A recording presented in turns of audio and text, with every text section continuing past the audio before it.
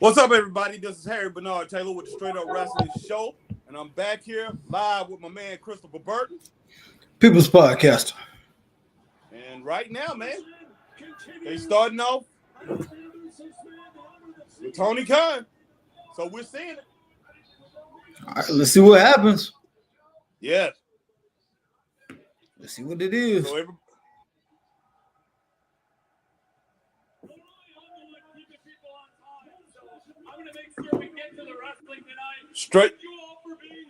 straight up, they going straight to it. Yep.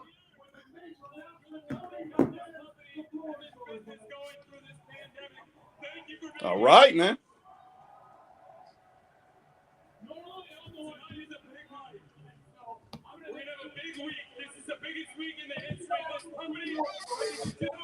We're on the road to revolution. This Sunday on pay-per-view at Ahead of Revolution. I have a huge announcement tonight. Well, we want to hear it. You're a little bit ahead of me, man. Okay. 3 years ago, it was out of that parking lot. And I know a lot of you were here at the very beginning. You're a little bit ahead of me, man. Yeah. 17 years before that, another wrestling started. Wrestling company known as AEW. Oh my gosh, man.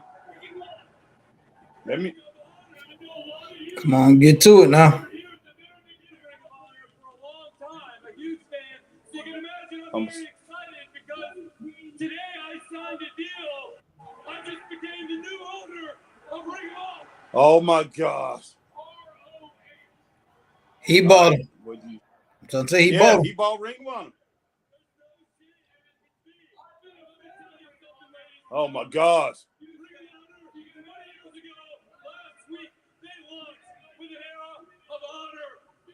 One of the biggest events they ever had.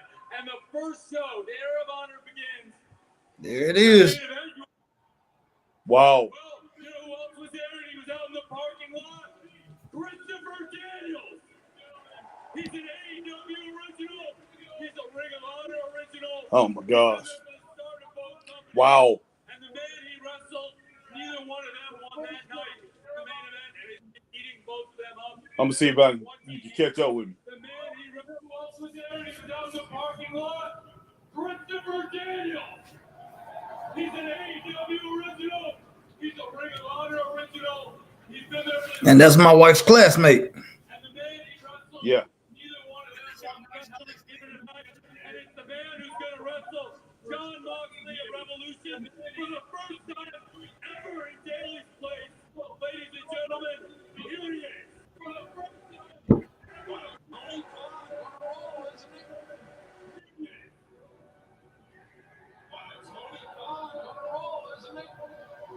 Okay, you still behind me a little bit.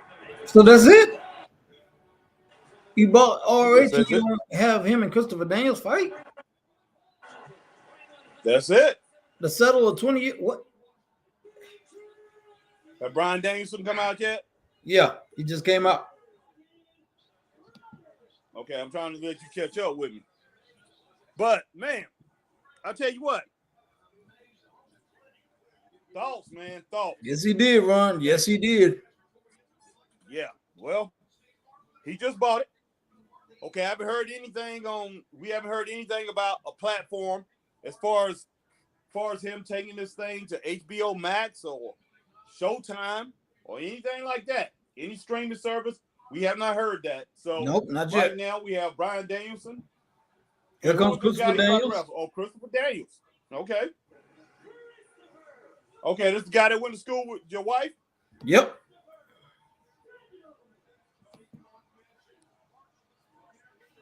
Oh my gosh, man. Come on, man.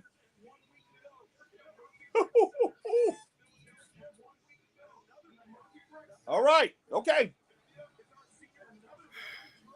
Wow. I got mixed emotions about this. Man. I got real mixed emotions about this. All right, we're gonna talk about it while we're going through the matches, but Man, and Christopher Daniels is up there, man. His age, man. Yeah, he in his 50s, well in his 50s. Yeah, I know he is. And he look it. Yes, he does. Wow, dude. This right here, this is, man. Like I said, I want to be positive about this, Chris. But, man, I have some major, there's some major issues with this. He just made a huge, in my opinion, is a huge mistake. And I know a lot of wrestlers out here, especially like on the indie scene and everywhere, man, and wrestlers who's probably with WWE probably saying, okay, we got somewhere extra to go. And people on Ring of Honor say, okay, we got a place to go now. But when you do this, you got to look at somebody like WCW when they was grabbing all these, all these territories, UWF, Georgia Championship Wrestling, Southwest Championship Wrestling, morphing them all in. Basically, all you're doing is adding them to the talent roster that you have. So I need to know this, man. So what are you gonna do? Keep everybody ROH had running the show, and you just be in the checkbook?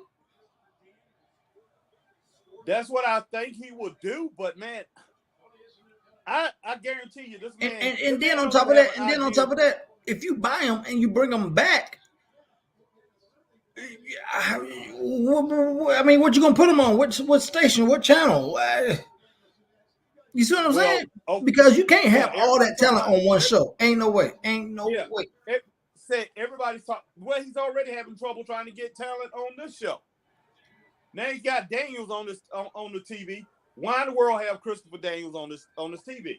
Well, Christopher Daniels. You got to think the first year AEW came out, Christopher Daniels was with shoot, I forget them boys' name. One of them, the black dude that's with your man.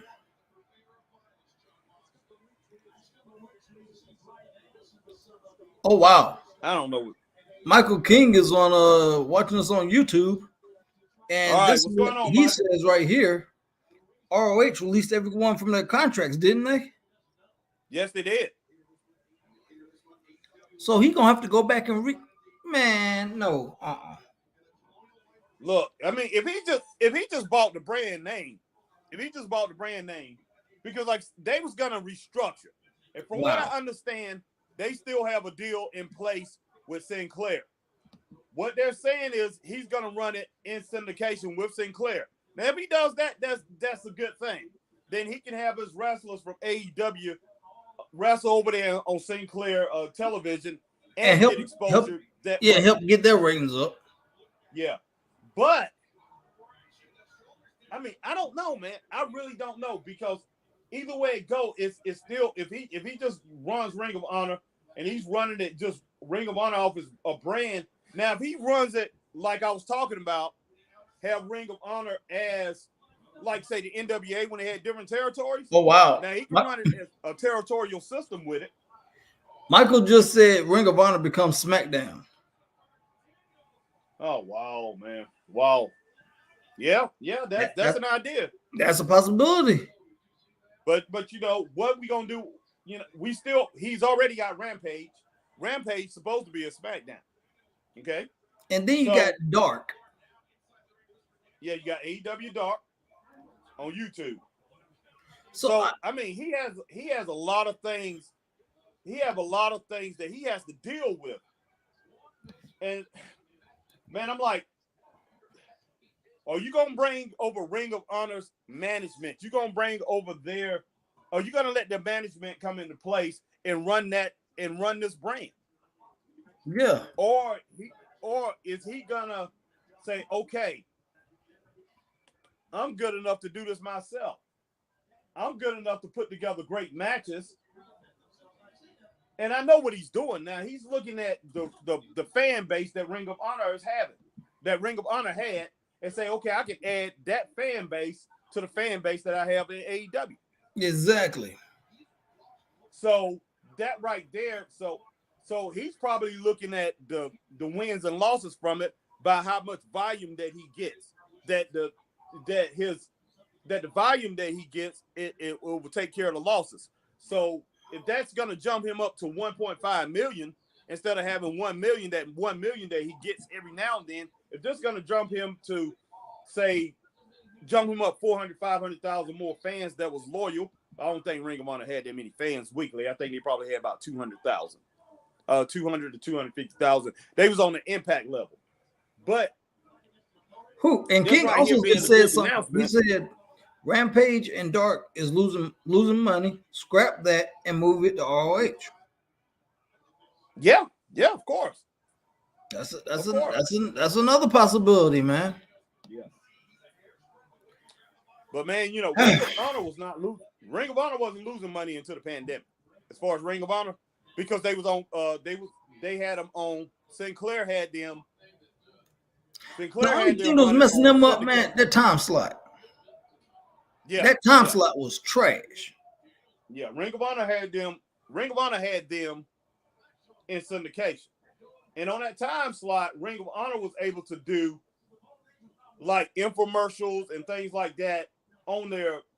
So they had things like Car Shield where they had guaranteed money coming in on syndication. But they wasn't getting a lot of views though, worth nothing. No, they wasn't getting a lot of views, but that doesn't make a difference when you have national, little small like things like Car Shield, maybe somebody like T-Mobile running that thing weekly. That was guaranteed money all the time. It's not like saying Betty Crocker coming on there and say, okay, you're not getting the views, so we're not going to come back. See, those kind of places, they deal with little niche crowds. That's the difference with syndication and big TV. Because big TV commercials, they rely on ratings. They rely more on ratings and say, okay, this is what you're reaching. But now that he's bought them, that's going to open up a whole nother can of worms when it comes to that issue. Yeah, it is. Yeah. Are you still going to stick with Sinclair? Or are you going to move him to TBS? And Sinclair, and we don't know if he's actually got a deal with Sinclair. See, that's what I'm saying. I mean, and TBS might not want him to have that deal. So you just bought a batch of eggs that you can't do nothing with. It sound like. All I'm looking at is this. This is another thing, just like I said to you before, Chris. Before we start watching this thing, I said, man, and what we said last time, this is his game. This is the kind of game that he plays. Okay, here's my big announcement. And Michael, we was talking about that little scenario you was talking about, what Asian families like to do over in Vietnam. I think you said the fat cow, whatever, the white cow or whatever. The white elephant. We talked about that scenario. This is what's happening in AEW, man. This guy, he better have a plan. And I don't know, man. I don't know. You better have a management, a round table, because I think this was something that he randomly did. Man, I don't know. I really don't. Wow, Chris. That's all I don't want to say. Yeah. And I mean, I'm trying to, I want to focus on this match and watch this match.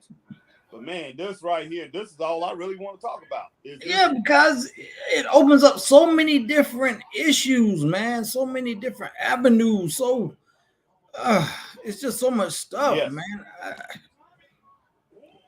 I mean, this thing can go very good or it can go very bad. Yes, that's true.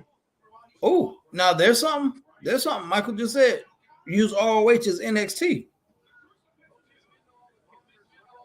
Use it as a developmental. Yeah.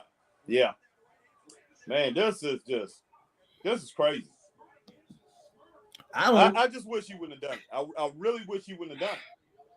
Somebody else needed to come in the game and take over Ring of Honor, and so they could. I mean,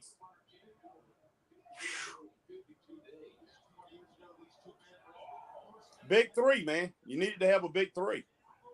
Nah, it's big two. Yeah, it's big two. And if he thinks sheer numbers is gonna make him compete with WWE. Well, you know what, man? I say it like this, man. Oh, I did, Ron. I just checked it, Ron. Think about it like this, man. Equate this to college football. The SEC. Yeah.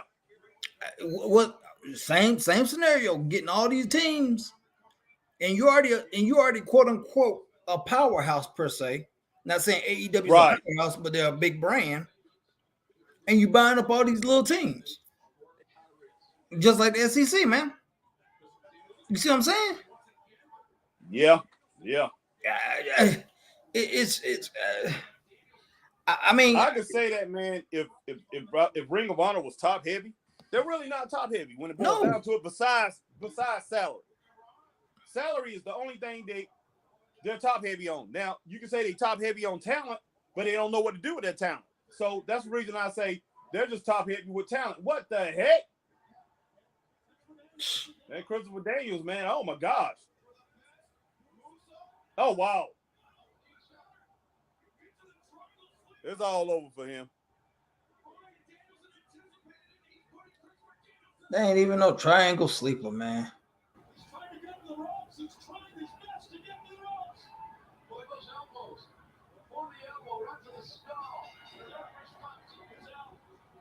All right, man. Yeah, we're at the same spot now. But this match, I don't think it was a great match. Okay, Jim Ross said it was a great match. Wasn't a great match. No. I'm looking at this whole thing. This whole thing, man, saying it just, and he's back in Daily's place. Everything looked Emerish to me, Chris. I hate to say it. It looked Emerish, and that move that he just made, it was pretty much dumb. Unless he comes back later on and say he has a streaming service to take care of that Ring of Honor thing. Then, man, he's opened up a can of worms that I don't think he really wants. I don't even know if he really thought about what he just did. I don't think so either. And we ended matches with a handshake. Well, that's what Ring of Honor does. You know what I mean? But yeah, he's been shaking hands with people, man. But God, Chris, man, I don't know, man. I just don't know.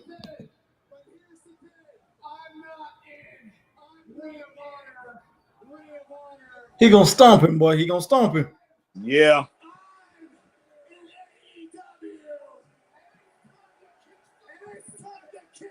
I knew he was gonna stomp him, boy. I seen that coming a mile away. Oh my gosh, man. I knew he was gonna do that. I seen that coming a mile away. But I don't know about you, man, but to me, this reached desperation. Whew. I see desperation all over Tony Khan. He did not come out there like a businessman. And this did not look business like. Here come Moxley. Yeah. The way Tony Khan came, I mean, it's like a kid, man, that just went into a candy store and went into a department store and bought the biggest bike. Yeah. Bought the best new bike. And that's the way he acts. That's the way he was acting. So I'm just like, dude, he has no clue. When I look at him, I'm like, this dude has no clue about what he wants to do with this company. I don't get it, man. I don't get it. Yes. I mean, this is not no threat to WWE or anything. No, it ain't, man. No, it ain't, man. Vince probably over there looking at it like, shaking his head like, this dummy. Yeah. I can't believe it, man. Just. I can see American Dragon Brian Danielson. Oh gosh, I'm getting sick and tired of this, to tell you the truth. Danielson is more violent than ever. But you got it wrong, my friend. There's two paths. I'll tell you, man. Wow. I don't even know what to say. Hey. Now this path, I get my head kicked in on Sunday. And I fade into oblivion, never be heard from again. Never be heard from again. Man, John Moxley is a trip. Exactly what's going to happen by a long shot. I choose to walk another path. Refuse on time. I will walk this path through fire, through bullets, and through you. I want a commercial. Tell you the truth. Hey, Ron said something right there, man. Yeah. Now, what would you have said if Vince had bought it instead? Well, if Vince would have bought it instead, then I know what Vince would have done with it. Vince would have just put a library. I mean, he wouldn't sign those people that's not signed. He would just use their library. That's it. Mm-hmm. So it's a total different game if he buys it. But people are gonna wonder, what is he gonna do? What is he gonna do? Because remember, all those people, they don't have a contract no more that was with Ring of Honor. So he bought the brand. So what is he gonna do with the brand? That's what people are gonna be wondering. What are your plans with Ring of Honor now that you own it? And how much did it cost for him to buy the brand, to buy that patented name? We don't know that. So they don't own no buildings. Nope. You know, they own no buildings. As far as oh wow, man, God, man, who is writing this program, man? I don't know, man. Okay. Wow. He said, I guess shoved the unsigned talent he has sitting in catering. Yep, with everybody else. Yeah. But if you don't have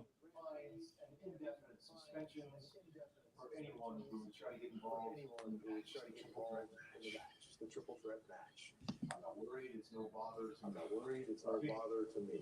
Darby, is it any bother to you? Not at all. Not at all. I didn't need to get his help on when the team's in the first place. I'm not going to on Friday. Hear me. Oh my gosh, man. Okay. On Sunday at Revolution, you, me, and Sting to take on Hardy, Andrade, and Isaiah. We're going to do what we always do, baby. Steal the show, because ain't nobody getting more psychotic than us. That's Rampage. Okay. TNT Championship. It's showtime. Listen, man. Now Ron said something else good too, man. What'd he say? Run ROH out of Daly's place and put all the unused people on that. Yeah. He definitely can do that. But all I know is this man better have a plan. And I doubt he has a plan at all. I don't know. I really doubt it. He did this, man, to see. And people are going to tune in for the next few weeks just to see. People are going to tune in for 3 or 4 weeks, man, just to see what he's going to do with Ring of Honor. They're going to be wondering. They're going to be hanging on to their seats, man, be on the edge of the seat just to see what this guy's going to do with Ring of Honor. Yeah. So he's gained eyes from this. So, I mean, when it boils down to it, he has profited off of it. He's going to profit off of this. This is going to help. This is going to help the brand. This is going to bring. He said, but they still won't. Ron said they still won't be on TV unless he gives the cancerous time slots. Yeah. I just, man, this right here. Man, I hate to, like I say, I hate to be negative on it, man, but you bringing something new. It's just like being an executive or being a manager or just being an associate of a company. You sit down at a table and that manager comes in, the owners come in and say, this is what we got cooking. This is what's happening. We bought Ring of Honor and these are the plans that we have for this company. I mean, wow. So this is how we're gonna use it. He didn't tell us anything about that. He just said, "I'll roll Ringo, LOH." And guess who's out in the parking lot? Christopher Daniels. And who do you put him up against? Bryan Daniels. I mean, Daniel Bryan. Yeah, Bryan because Daniels. it's a 20-year feud or whatever that was never solved and resolved. Oh my God. So I'm like, okay, you're gonna use up. Okay, that right there was an angle you could use later on down the road. Of course, he's not gonna beat Bryan Daniels, but why in the world have it right now? Why couldn't you have him come out there and say, "I'm in this company now, and you and I need to get it on. We got issues to resolve." And then 3 weeks down the road, you have the match then. But no, he's gonna use it right at the beginning of the show. Of course, man. It's just, of course, just dumb stuff like that. That just goes to show me that this guy, that Tony Khan, really don't know. He doesn't know what he's doing. He has no idea. And man, yes, I love AEW, but they need to have somebody on there, man, that have common sense when it comes to this wrestling business. That's all I really got to say about it. Well, here comes FTR. Man, this is crazy. Yeah. Stay on there, Chris. Give me a minute. Be right back. Man. I don't even know what to say, but this is wow.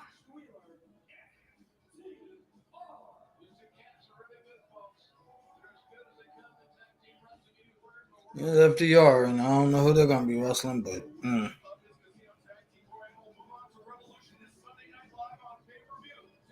got a little issue with my eye going on here.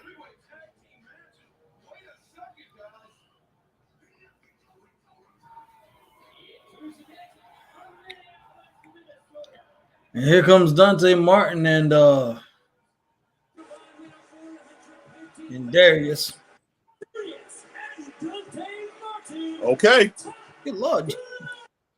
So got the brothers, man. This is the first time I've seen the brothers wrestle together. Or maybe the second time. No, this ain't the first. No, man, it's been a long time, man, since we've seen them. But they wrestled together before. You don't remember that? When? Last year.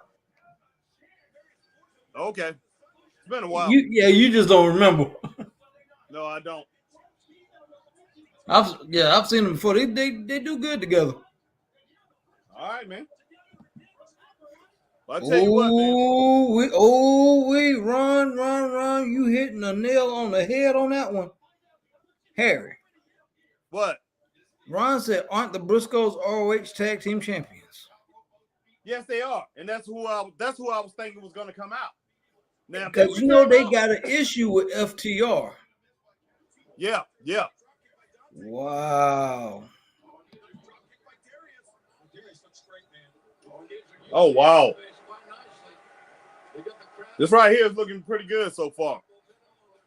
But yeah, let's try to enjoy the matches, man. That's the only way I can be pumped up about this, because I'm not pumped up about what he just did, because he did not elaborate on what's going to go down with this company, man, and how he's going to use it.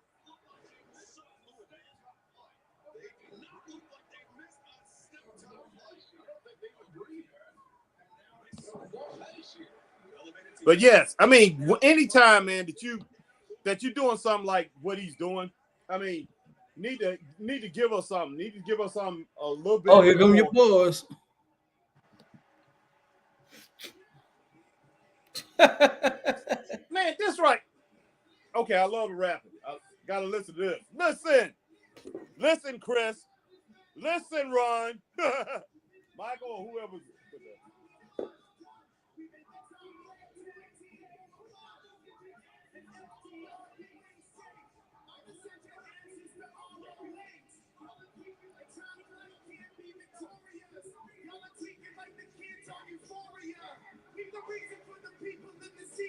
Y'all are less popular than Glenn Jacobs' tweets.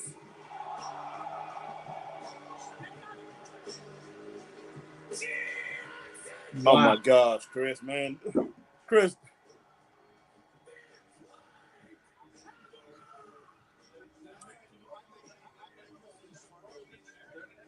Oh my God.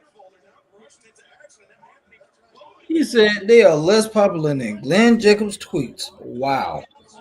Who said that? That's what they said in the rap. You didn't hear that? Oh, okay. Oh boy.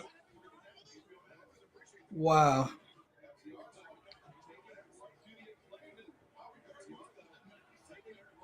Who booked this thing, man? That's all. That's I all I don't want to know. know. Who's booked? Oh God, man! Wow.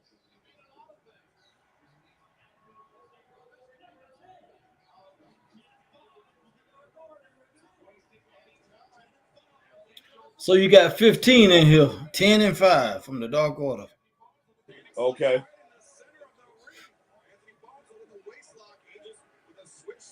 Yeah, whatever. It's kind of hard, man. It's really hard.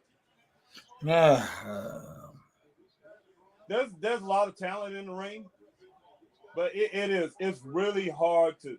And that's one thing I can't stand. If that's one thing I can't stand with as far as a 3-way match is, a battle royal 3-way match. But this is even farther. Well, Man. that would be crazy, Ron, if the Briscoe showed up in this thing. If they showed up, this place would pop. That will set it off. Now I'll be like, okay, he's done something right. So I'm looking for the Briscoes to come out here. Now, if they don't, if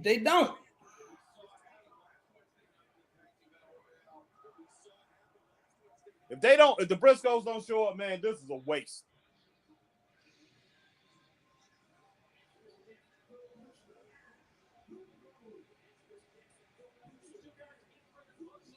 Oh boy.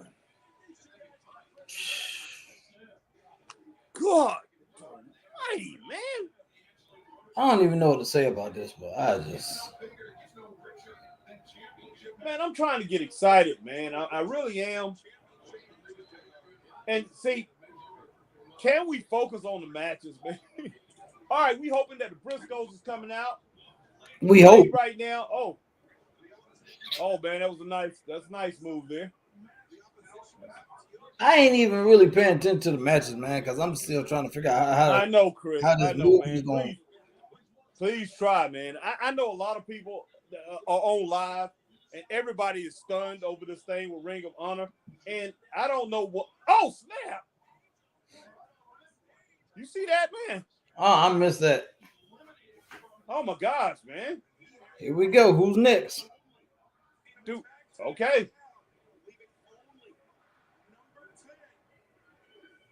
Yeah, number 5, boy, Angels, boy. Angel got threw out there on that stage. Okay. Varsity Blondes, okay. Oh, snap. Hey, your favorite part of the show, Harry? Picture in picture. Yeah, man, I got to look at, I got to watch the commercials. Boy, I love the commercials. Man, but, wow. Chris, man, this hurts, man. This really hurts.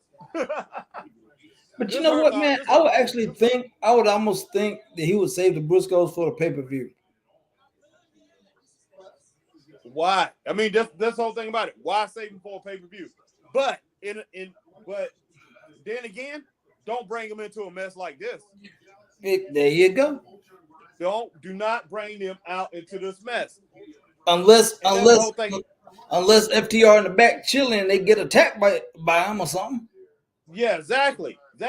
And as far as Christopher Daniels, man, Christopher Daniels shouldn't have been brought into AEW like this. See, he has no idea, man. He has no idea how to use these guys. So I'm just like, and we haven't seen Christopher Daniels in AEW since almost like the first year and a little bit into the second year. Yeah.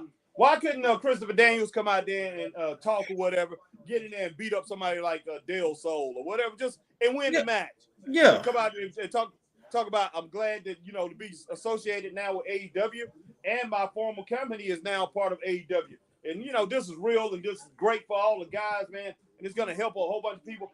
Why not use that instead of putting him in there against Bryan Danielson, somebody he's not going to beat, and then you got this battle royal, which is Web of Chaos. So we're looking at a whole chaotic situation, and then he might bring out. He got Bear Mountain in there now. Bear Mountain is in there, yes, and then he might bring out the prize to be the prize of Ring of Honor to be in this match. Would be just totally messed up. I'm just like, man, this is just flat crazy. Or he could just bring out a tag team from Ring of Honor that we might have forgot about. Yeah. But who would that be? I don't know. They got a couple other teams, man. I remember some few other teams, but I don't know. I did like the women's division in Ring of Honor, real strong. But they lost that young girl, Roxy, 19. I think she signed with WWE. Here we go. We got somebody else coming.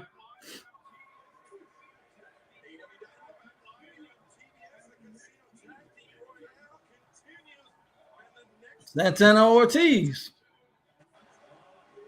Oh gosh, man. Dressing like they would Kiss or something with the rock band Kiss.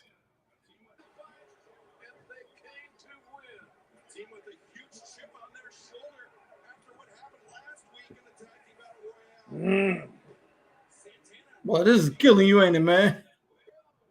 Yeah, it is. Well, one half of Bear Mountain gone. There go the other half. Yeah. Bear Mountain, they out.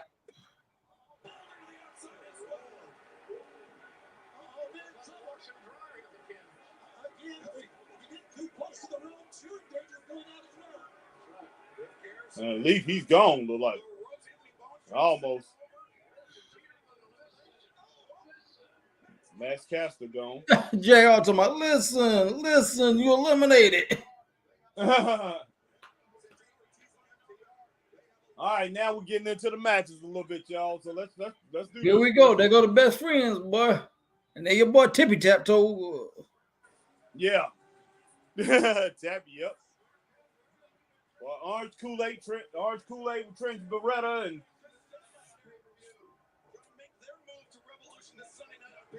who's that? Trent Beretta and who? Trent Beretta and I forget the other guy's name. Man, Trent Beretta got so much talent, man. Yeah. Oh, good Lord, boy. Oh my gosh, man. That Daxie got up like that? Yeah.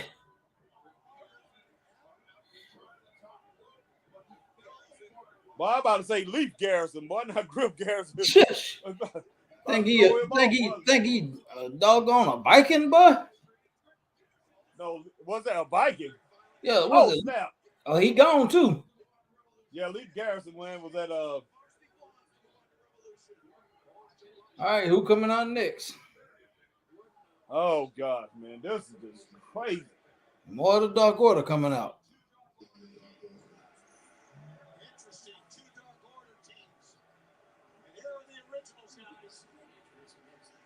Oh boy.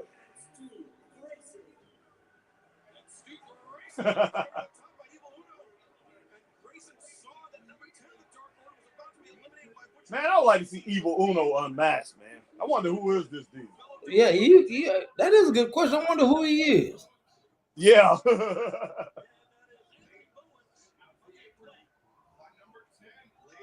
Who you think? Oh, they go to Blade. Oh, snap. Yep. Gone.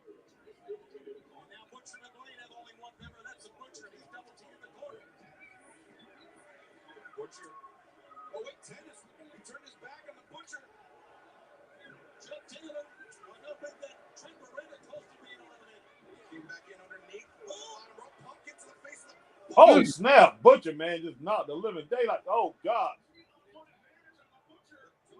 Oh, man, 10 just yeah, that clothesline and Butcher gone. Clothesline on Butcher, man. Butcher, he's gone. Wow. There go Dax. He only went through the second rope. Oh, so Dax what now? Nah, he just went through the second rope. Now who next? Oh my gosh, man. Anthony Bourne's boy just took a mean doggone, what was that, front face DDT? No. Clothesline. That face plant, man. Here come the Young Bucks.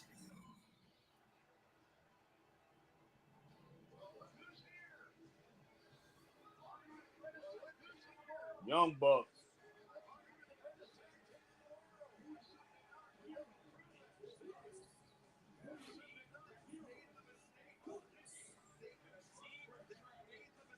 I tell you, man. Yeah. I wish they would get in there a little quicker. The Battle Royal was getting a little interesting there for a while. But now everybody watching them. Now, why in the world would you be watching them, man? I'll just be getting down to business. I'll be watching my back and see what they're going to do when they get exactly. in. But, yeah, everybody just turn around and start watching them like it's the Road Warriors done came out there. So the Steiner brothers are doomed. This is crazy, man. These are two athletic, high-flying guys. These ain't like two strong brawlers that's going to come in. Now everybody jumping on them. Like they just going to come in and just, just cause terror, man, and they'll just go tear up the ring or whatever. That's not going to happen with the Young Bucks. No. The Young Bucks, they're going to come in there with strategy, and it's going to be a strategic thing that they're going to do.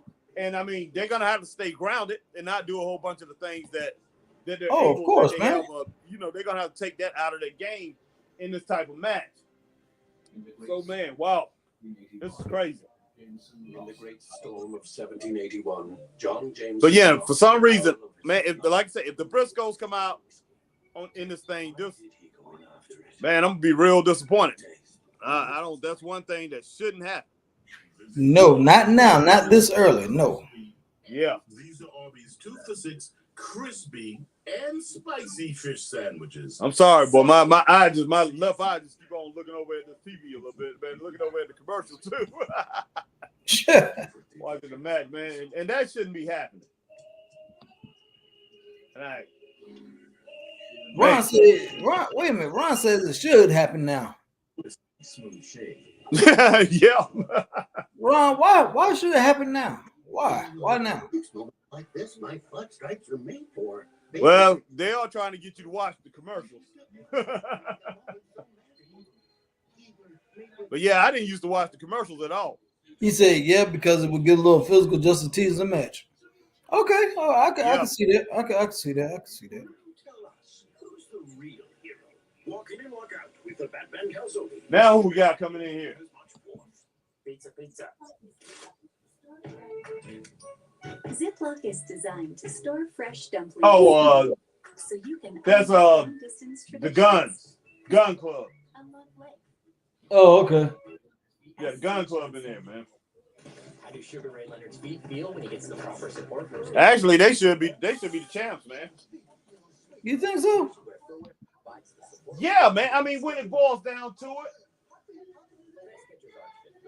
I mean, I don't think they're the most talented team, but for some reason they have a look. They have a style that for some reason I think it will mesh with the fans and the fans will enjoy it, man. I think they're the type of team that can grab casual fans. I really do. Especially like the dad, man, Billy Gunn. Yeah. I really think they have what it takes to grab that outside fan. Not a lot of groups that they have, not a lot of teams on here. Besides, like say Harwood, FTR definitely could do it. But they really have to promote FTR. Okay, here we go. Who's next? No, that's the Gun Club right there. Yeah, the Gun Club is already. Oh no, Billy Gunn was already in there though. Billy Gunn came in there with somebody. Billy Gunn ain't there now. Who was that blonde in there? It ain't Billy Gunn. That ain't Billy Gunn. I thought that was Billy Gunn, man. No, Gun Club, then. I was wrong, man. Who was that blonde guy? I have no idea who that guy is. Well, I know they didn't clothesline their daddy, so so I was wrong about that. Oh my gosh! Oh, they gone. And you want them as champions? Nah, man, those are flying champions, man. They right there. They should go way down the ladder after seeing that. Good Lord, how many tag teams they got? Plus, they don't look good, Chris, without their daddy out there with them. They just don't. I look at them different without their daddy, man.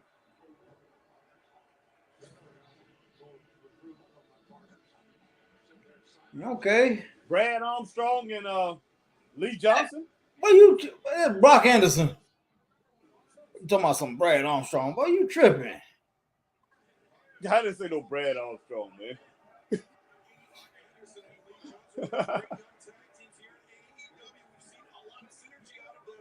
Yeah.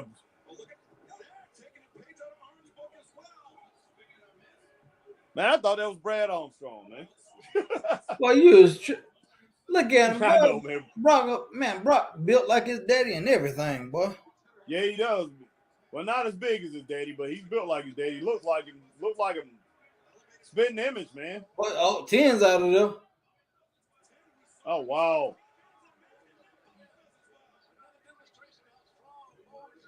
And the thing about it, 2 weeks ago, 10 beat up the whole doggone security crew, throwing them all out the ring. And Ron said that blonde-haired dude was Dolph Ziggler's brother.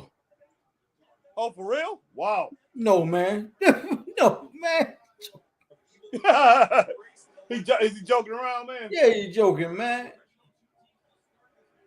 Man, who Dolph is Ziggler's that brother, man. Maybe he came out of Ring of Honor, man. Ron said yes.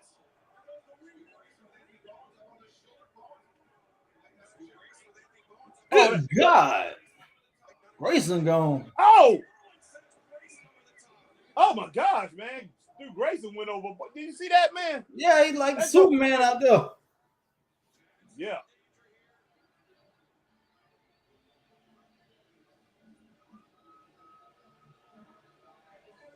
Who is this? I've seen him before. Oh, 2.0. 2.0. Yeah. Oh no, Ron said that's his brother for real. Oh yeah, that's what I see. I see.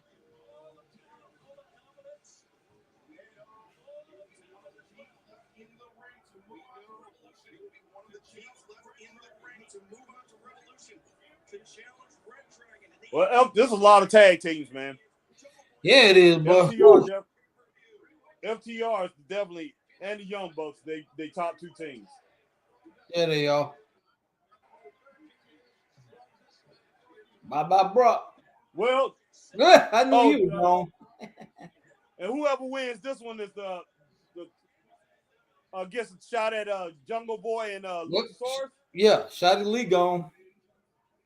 Man, wow.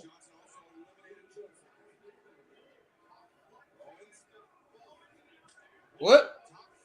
The Acclaim is gone. Yep.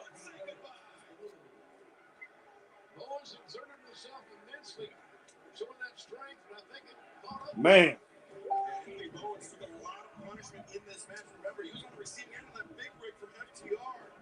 They battling it out, man. Wow, that is his brother. Wow. That is really his brother. Holy cow.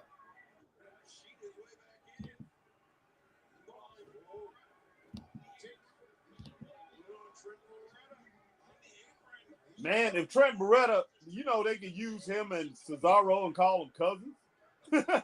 Sure. They got kind of like a similar look, but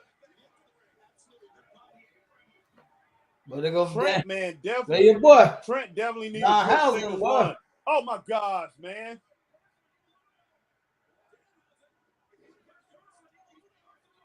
And they got Uno gone. Oh wow, Uno is over.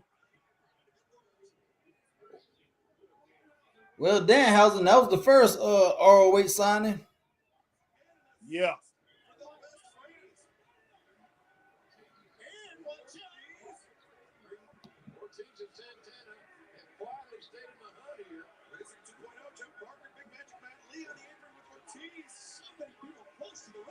And who's gonna be the first one to go off this out of these four?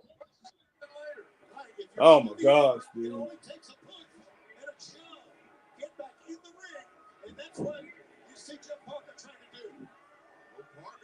What? 1 or 2.0 gone.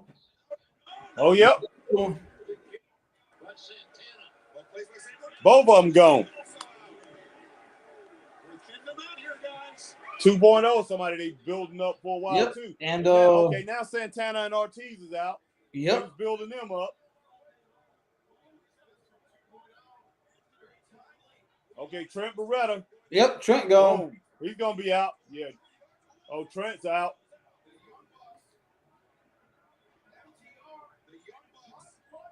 Okay, let's see what Martin, Dante Martin, Derek can do. Is it Derek, Chris? Yeah. Yeah. Okay.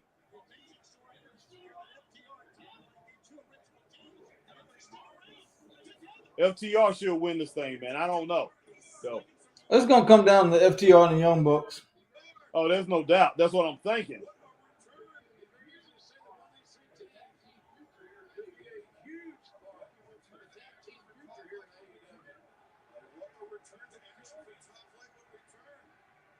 Oh my gosh, man.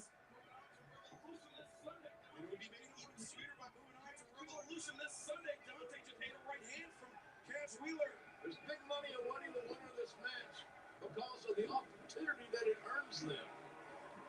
Oh, look out. Oh, they missed that moonsault. Oh, snap. Oh, whoa. Both of them out. So I guess the Young Bucks going to be in there. Okay, all right. Here comes super kick. Boom. Oh, Dax caught it. And Dax is gone.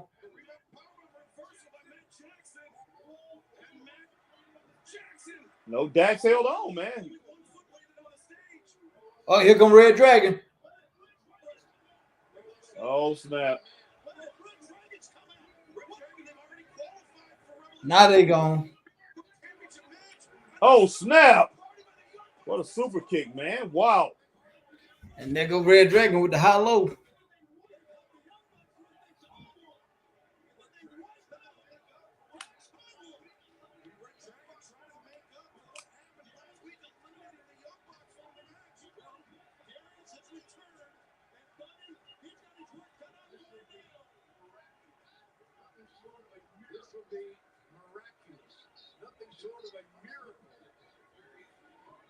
Well, I forgot. Yeah, Darius, he was hurt, man. That's why he been gone. He was hurt. Yeah, he was. Yeah, I know. I remember that.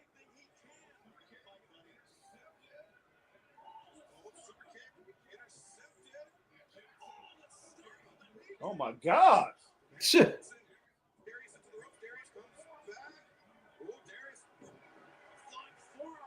Stupid kid. Pay attention to what you're doing. Stupid kid. Yes.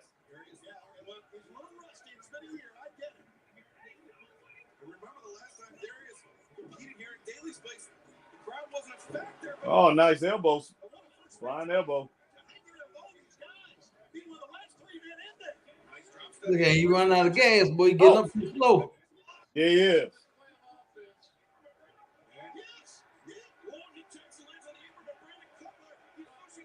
Oh, yeah, he done.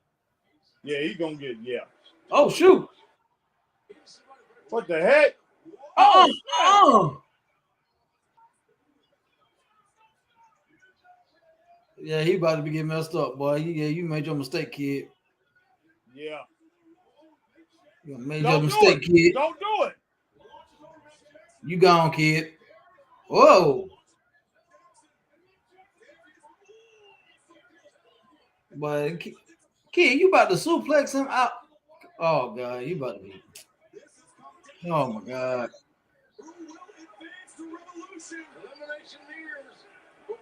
They on this ring apron, boy. Yeah, but this turned out pretty good. Yeah, it is. It did. Cause I didn't think it was gonna be any good for a minute. Yeah.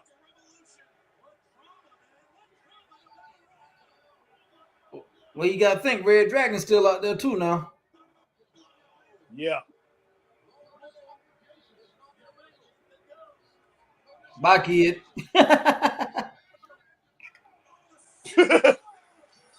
Yep. That's it. Oh my gosh, man. Now here comes the problem with this. All right, man. I'm gonna go. Here's the problem with this whole scenario now. You got the Young Bucks in the tournament. You got Red Dragon in the tournament.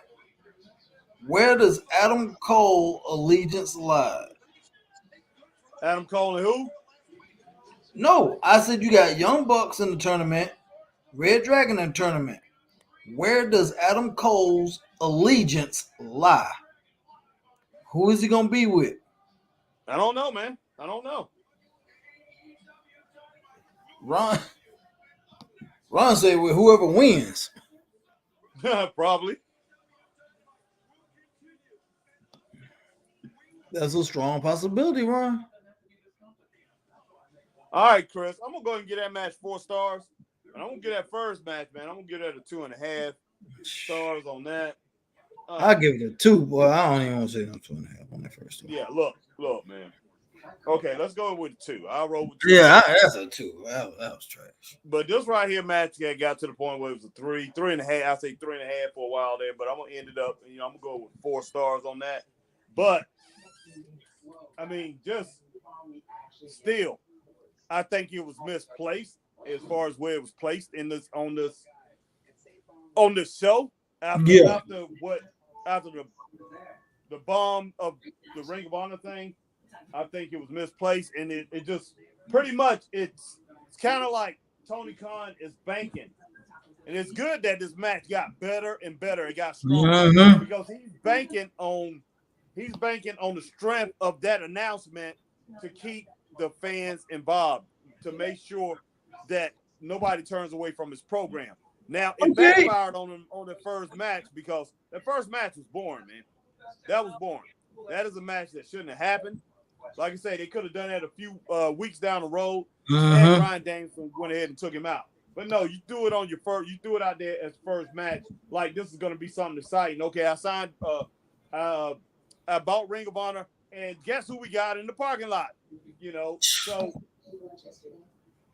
and then we saw bring in Christopher Daniels, and then man, and he lose the match, and I knew he was going to lose the match. And a lot of it has to do with his age. This man is way past his prime. Way past good Lord, yeah, man. And it shows. I mean, of course, yes. So, I mean, that right there was a waste of time. And then, like, this Battle Royal, it didn't look good for a while, but it got better and better. So, a lot of teams. There's a lot of teams right here in AEW. And Ring of Honor had a lot of teams, too. A good bit of teams. So, man, like you saying, as far as those United States tag team belts, they can bring back a version of that. They definitely need another tag team. If they, with those times, unless you keep the AEW and then just ROH. Yeah, true. Because all those teams are active, man. Yeah. Yeah. So, man, that was.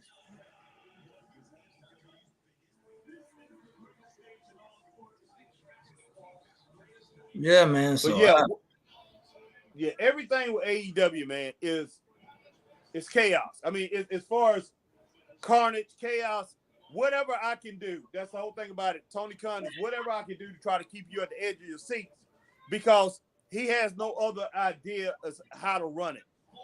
And Ring of Honor, man, that really wasn't their game as far as it's going to be their game now. Oh, I know it will be.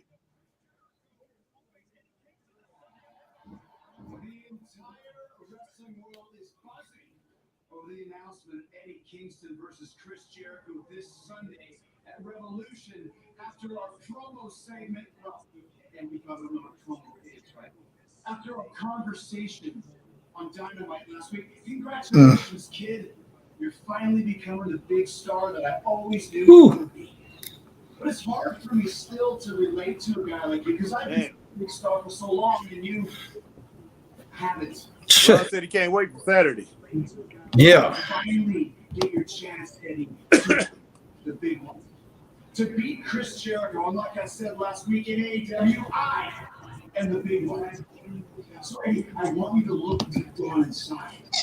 Do you really think you have what it takes? Man, I got to see how he finishes this thing up. That's the first hour. You have to get over your fear. Yep. Man, I just wonder how many people are alive doing this segment right now. I will look you in the eye. Ain't no telling, man. And I have to say, Jericho looks good, man. He's getting himself in shape. Oh yeah.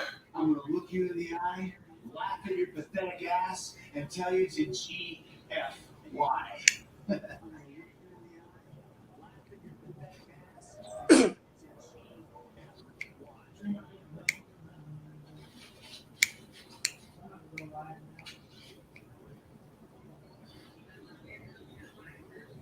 We good?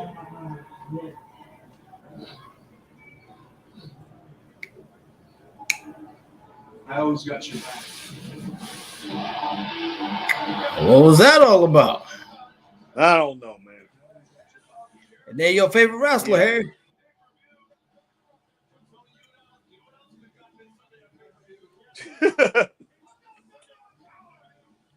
Look in my eyes.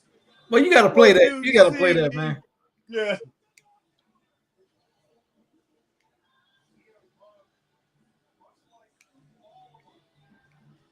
Oh, Whopper with some extra cheese. What the heck did I just do? Which part are you at now? Is he about to talk? Yeah, he's getting the microphone now. Okay, because I ended up fast forwarding a little bit.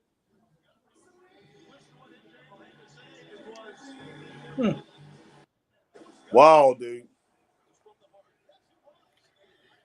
Man, I'll tell you this right now, man. MJF is suckering CM Punk in, man. MJF is suckering him in, man. I tell you what, I like those Adidas that he has on, the shoes, man. Yeah, them shell toes. Yeah. Every morning, splash water in my face, and I look myself in the eyes in the mirror, and I'd ask myself, am I the bad guy?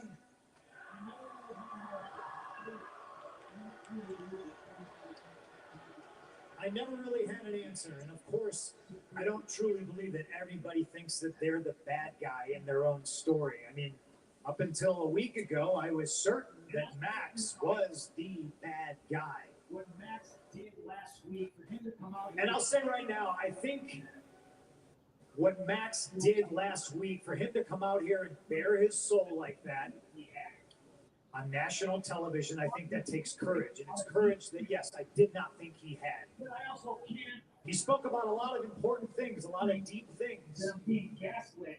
But I also can't shake the feeling that I'm being gaslit. Hey, Harry, hold on. I'll be right back, Harry. Yeah, man. Sure. I don't think Max, everybody here, and especially everybody at home, I don't think Max is lying. I believe those things happened to him. Where my questions lie is in his sincerity, and I must be getting soft in my old age because I just don't know if it matters. Well, I'll tell you what, man. This right here. This picture of me on the internet, very young, with Steve Austin. And after much lesser men framed him as somebody who took his ball and went home, I didn't get mad at the world. I didn't lash out and do horrible things. And since I've been here in AEW, I've seen Max knock out the legendary Dean Malenko, who's suffering from Parkinson's. I'll tell you, man. Bury Brian Pillman Jr.'s father, the late, great Brian Pillman, in his hometown. I had to sit back and watch Max say awful things about Darby Allin's uncle. All right, man. I'm going to start to give you my point of view after listening to CM Punk. Hurt people hurt people.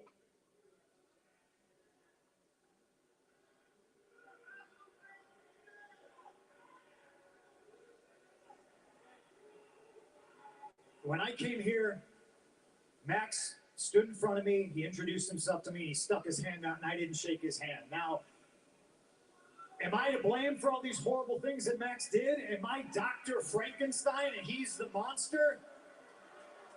Listen, I think everybody has to take responsibility for their own actions.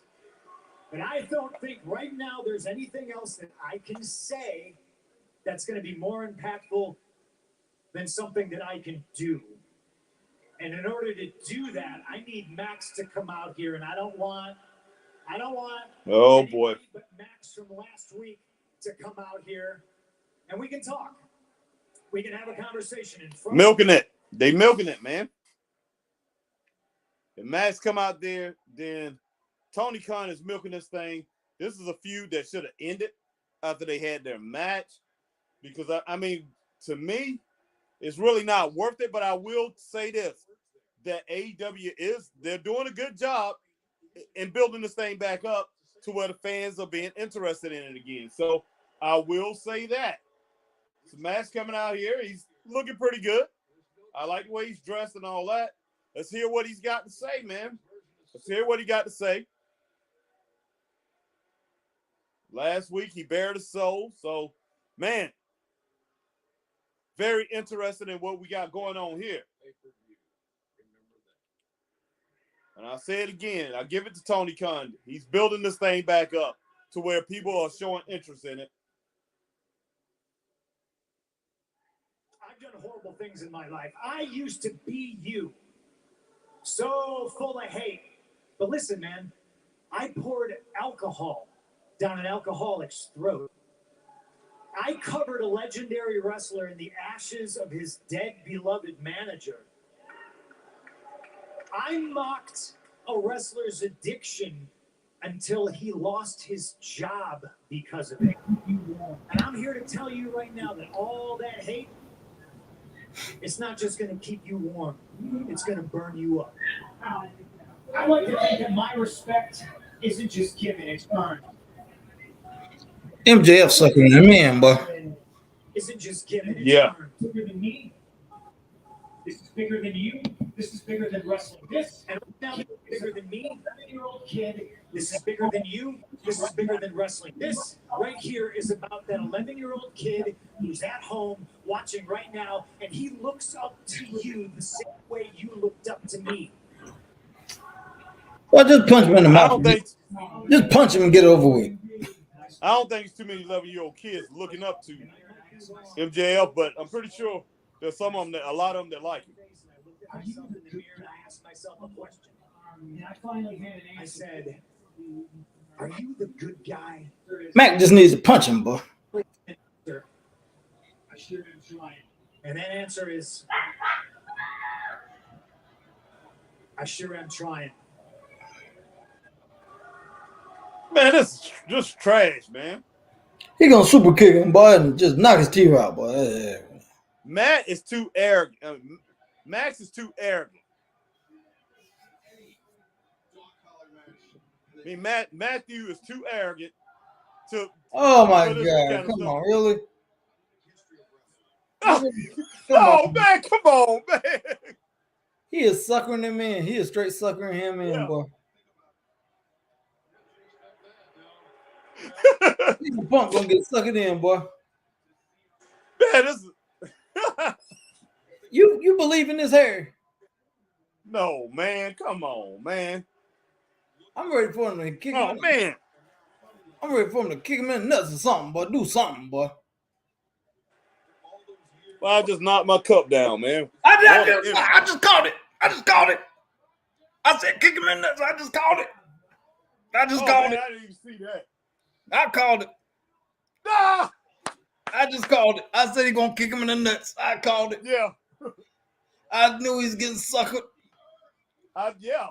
Told you he's too arrogant, man. Get him. I was like, who actually believed this mess, boy? Who believed this mess? What a power driver.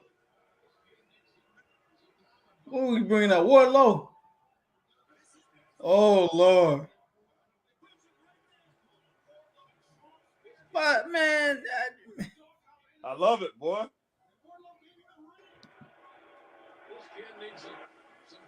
Called a double turn. Eric Bischoff called it on 83 weeks. He did. Yep. Well, don't tell me you be looking at that Joker, boy. I used to don't. watch that all the time. Oh, he busted him open, boy. He bleeding, boy. He bleeding. But we got color, boy. We got color.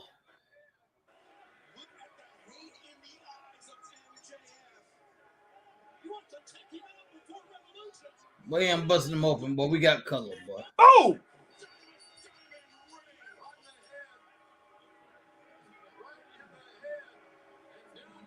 FTR done taking out security, boy. This is gonna be horrible.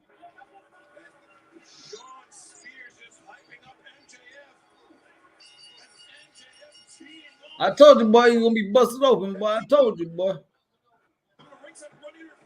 Wow. I knew it, boy. I seen it coming, boy. Kick him in the... He leaking too, boy. He leaking. What the heck?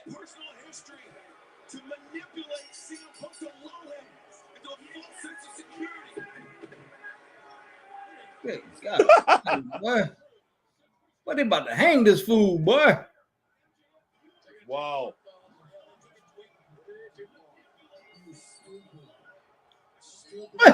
Boy, he getting sick of the bell, boy. I'm tired of the bell ringing. What's that? You didn't see that, man? He threw the bell. And this Sunday at Revolution, I'm going to show you and all these mindless sheep that I am the devil himself. Oh my gosh, man.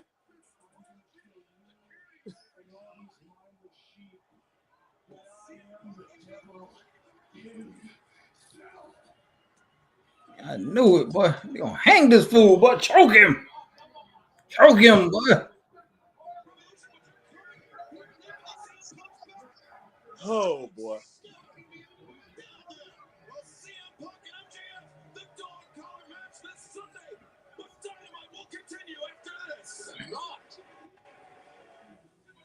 Wow.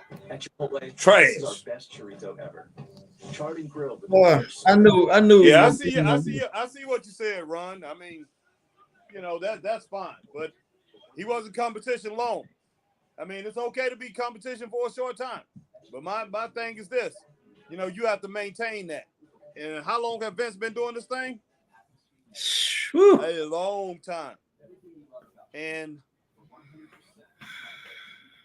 the way I look at it is this: Southern wrestling fans that's around this area, all these great fans that go out here to these independent shows and all that, we would have just been fine with the NWA that we had. With Jim Crockett Promotions, that type of group setting, that type of where it was at.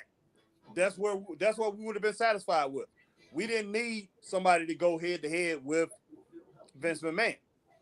I mean, that's not what wrestling should be about. And that's the thing. That's the mistake that Tony Khan is making.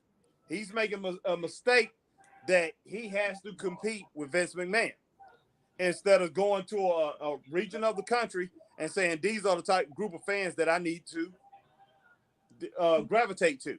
These are the type of fans that I want to watch my wrestling show. And then if his wrestling show is so good, then he can maybe grab some fans from the WWE area or whatever. But yeah, it's not all about that. So, but yeah, Vince did come in, but he had to do a lot of things that, I mean, not Vince, but Eric Bischoff came in and he got really strong. But then he had to do a lot of things that Vince had been doing. Well, look what he just said. Look what he just said. Yeah. 83 weeks, almost 2 years, beat WWE. AEW has never beaten WWE. NXT maybe a branch of WWE maybe, but not main stars versus main stars. All right, let me read that again.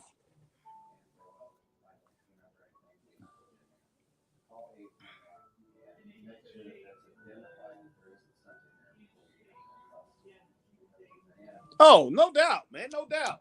But the thing about it is this. I mean, yeah, he did great, man. Of course, he beat him for 83 weeks. He did. I mean, you know, nobody can take that away from him. And he's even got his podcast is 83 weeks. Yep. That's what he's hanging his hat on. But yeah, he beat him for 83 weeks. But at what cost? At what cost? Hey. Lost a great wrestling company because he did everything he could, and he got it. What did he do? Think about it. To actually beat him, they was 2.6. I mean, it was 200,000. No, they was 200,000 fans apart before he went over there and raided WWE. He went and raided WWE and brought Scott Hall and Nash in. Then he started beating them, and then he raided the rest. Oh, boy, here we go. Keith Lee on here now. Okay, well, I'm not even. I had paused it or something like this. Goodness sake. But he brought in, after that, he brought in Hacksaw Jim Duggan. He brought in all the rest of the cast of characters, Beefcake, and the rest of them. So, pretty much, to beat them, man, he went ahead and ruined WCW. He ruined the company that had been in business for 50-some years. So, boy. When it boils down to it, was it worth it?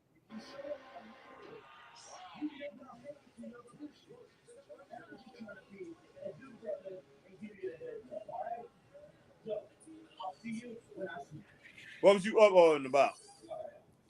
I'll be shocked if AEW ever overtakes WWE or ever beats them.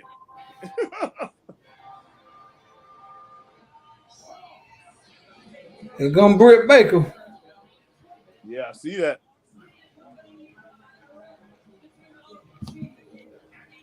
He said he lost because AOL didn't want wrestling. Didn't want to have wrestling. No, that's not why he lost.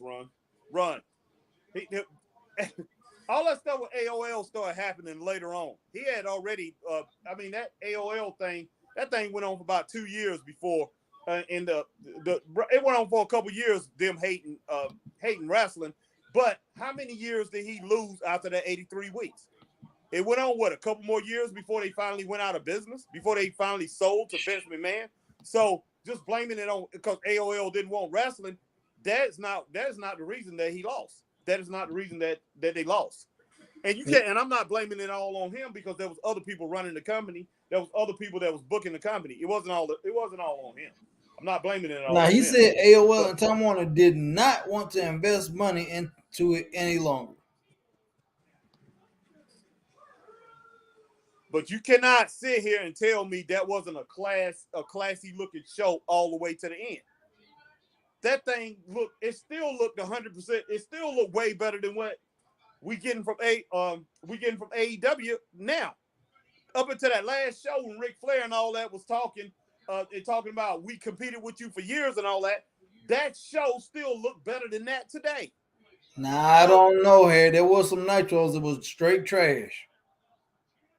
There was some nitros that I couldn't. When that last nitro that came to Greenville, they couldn't even fill up the Barlow Center. No, I'm not talking about filling up the center, but I'm talking about the TV production.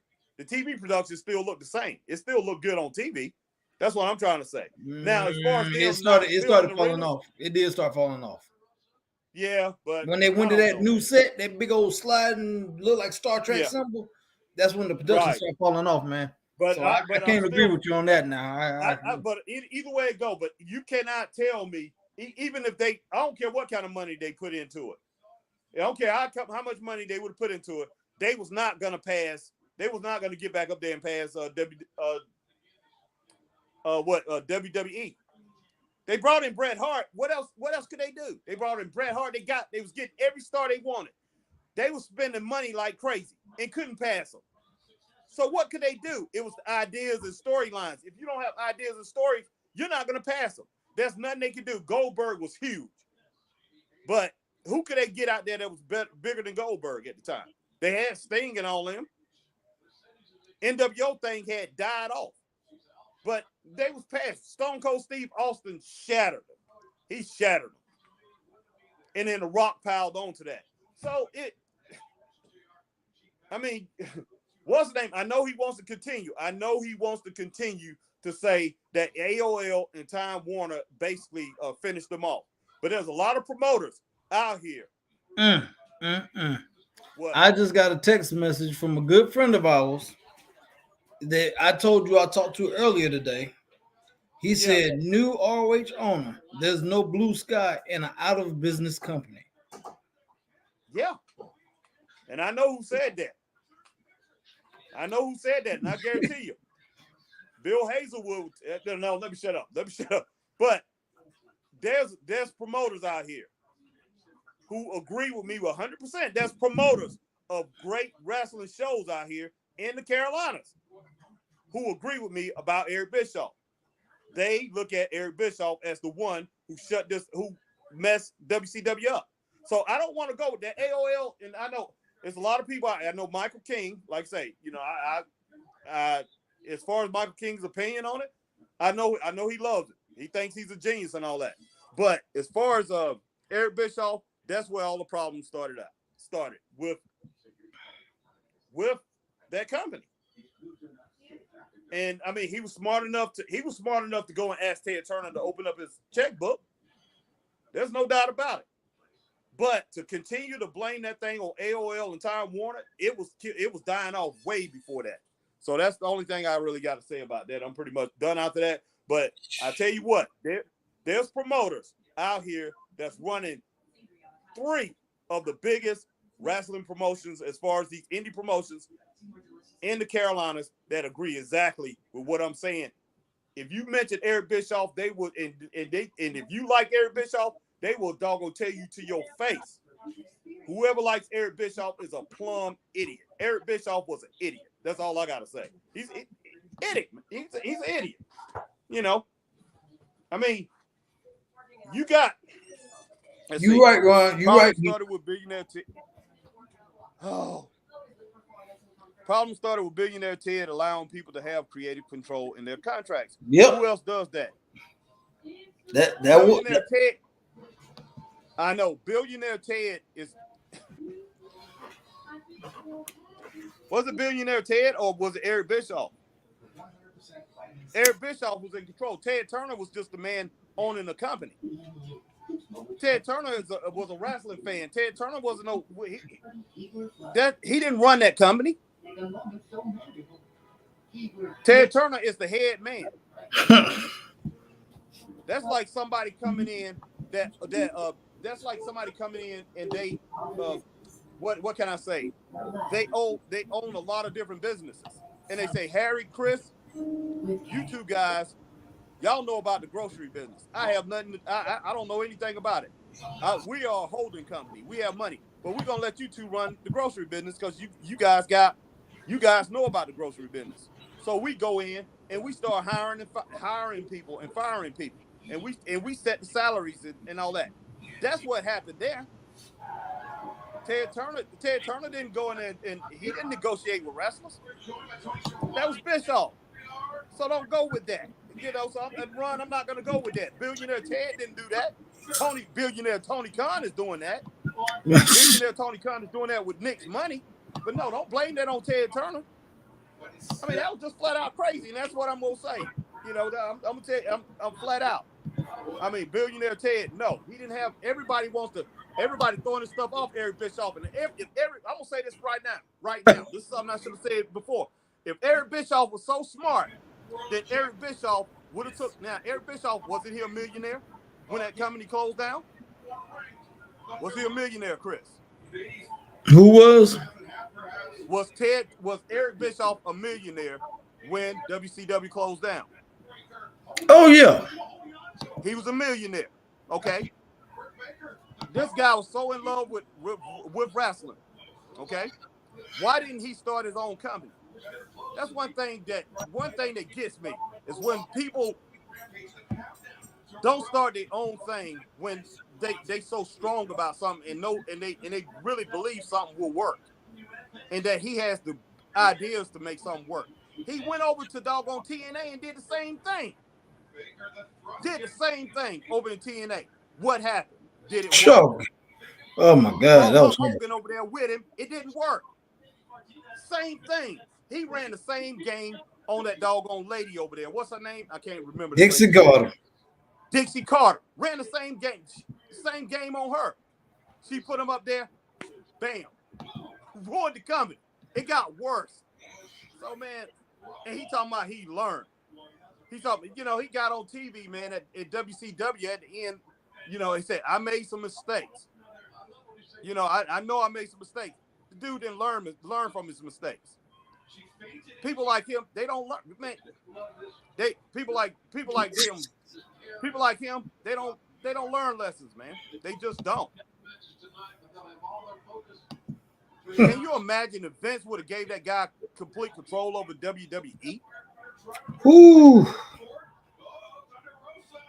You think WWE would be here if he actually let Eric Bischoff run his company? I don't know, man.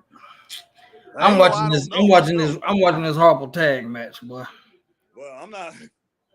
I'm just, I had something to say, man. I said it. All right. I hear you, Ice Cube. Yeah, no Ice Cube, man. You know I'm right, Chris. I hear you, boy. All right, Dre, you got something to say, boy. I hear you, boy. I hear you. Man, no. No, man. I'm just saying. I mean, just Eric Bischoff, man. He's a joke, man. He really is. And I mean, I'm gonna give him credit. I give him credit, and that's the thing about it. You can give that man credit all day. I give him credit for what he did. Very smart move, very intelligent. But man, to sit here and doggone try to say and try to blame it on something else, that the reason, when he was at the head of that thing, and it started going down, and then he just using that as an scapegoat.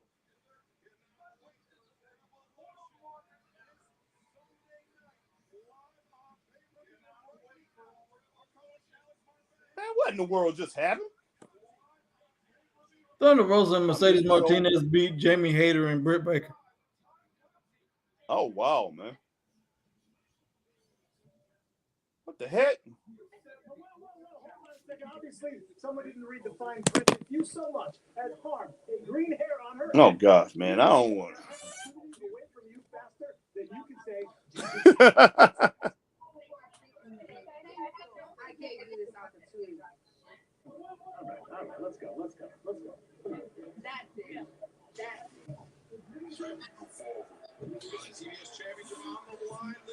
Okay, I'm going all the way back to Ron saying he signs the checks. Yes, Tony Khan signs the checks. Or did he sign the checks? That's the whole thing about it. Did he sign the checks? Now, when it first started, he signed the checks.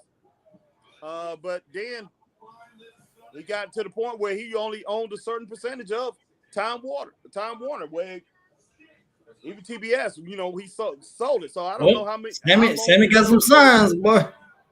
Yeah. Yeah, I agree with you on that, Ron. Same. Yeah. Oh. Got you all fired up, boy. Nah, man. I'm just saying. It's kind of hard for anybody. I'm just saying, don't take that stuff off Eric Bischoff. Eric Bischoff was such a genius, man. You better believe me. Ring of Honor would have called him when Ring of Honor got in trouble. I mean, nobody wants to work with him. Nobody really wants to work with him. What was he at WWE? He was a figurehead. They brought him in as a figurehead. He didn't have no executive decisions at WWE. He didn't. Vince McMahon did that man a favor. Oh, there it is again, man. This dude, man, with this. Yep. What's going on your TV, Chris? Oh, you got the signs, man. He got the signs. He got the signs. Oh, boy. What did you get that tag team match, man? 2.5. Okay. I didn't see that.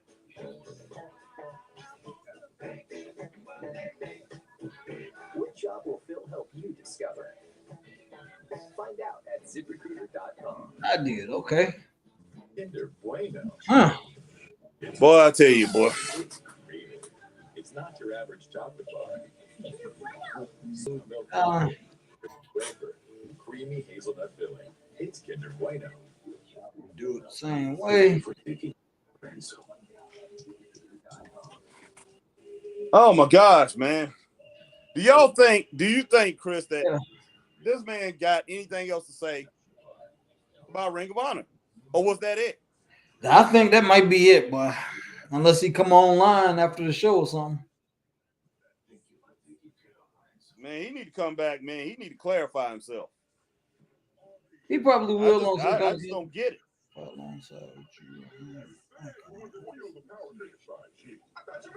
I think that might be it, boy. I just don't get it. In the great storm of 1781, John Jameson lost a barrel of his beloved smooth-tasting whiskey. Why did he go in after it? Taste. That's why. It's Friday. You are nothing more. Layla, you call yourself a legit Another opponent. athlete would know how to take a loss. Good luck. Oh my gosh, boy.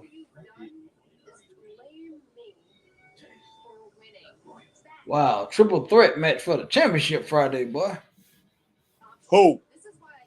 Darby Allin, Sammy, and Andrade. Yeah, I saw that.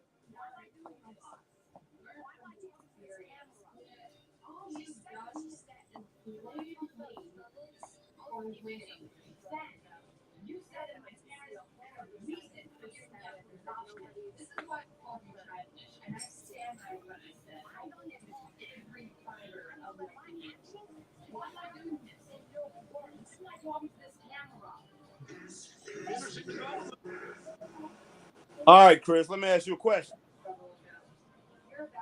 All right, I'm going to say for the next 3 weeks, man, this is probably going to jump them to a 1.2 million.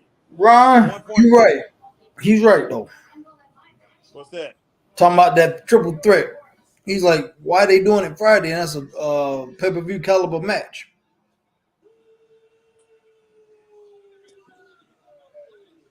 Yep, but that's what they do, Ron. They have no idea, man. They have no idea what to do. Oh, and Chris, Lord. Okay.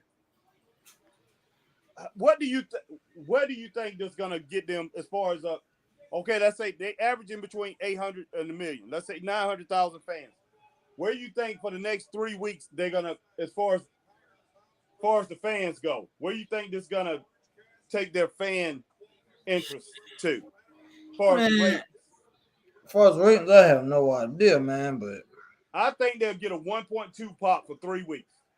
1.2, 1.3 pop. Because people are going to be interested in what Tony Khan's going to do. But then I guarantee you it's going to drop under 1 million in a month. It's going to drop back down to 900, 800,000. Well, who is this big joker, boy?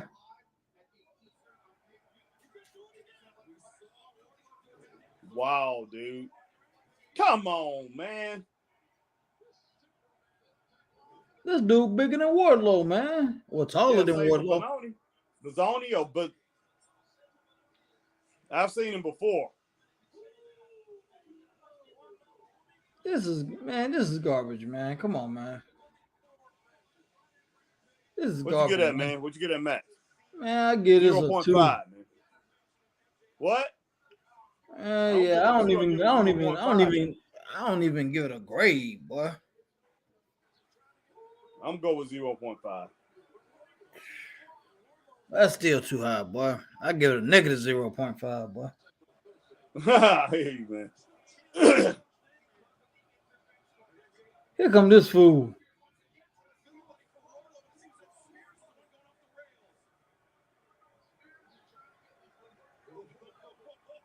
Spears not a small dude either, man. No, he ever been about 6'1", 6'2" at least. Yeah. Yeah, he ain't no little dude now. No, he's not.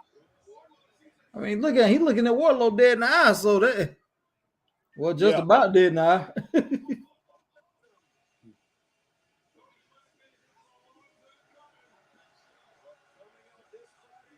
But like I say, if Cesaro got on here, Cesaro is bigger than Wardlow, not as thick.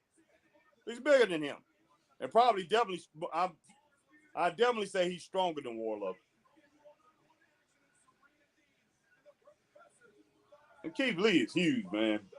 But he's got all the talent. He's got the talent. Oh, good God, yeah, man. And this is the match Harry talking about, that Ron was talking about should have been in the pay-per-view.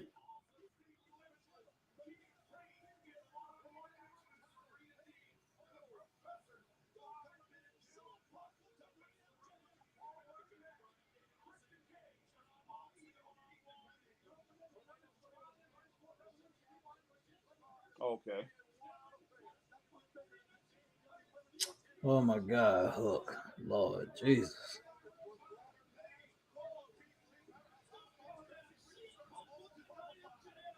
What do you think about the TNT Championship, man? I think they need to change the name of that thing. To what? Man, just call it a TV title, man. They don't even be on TNT. They be on TNT on Rampage. Man.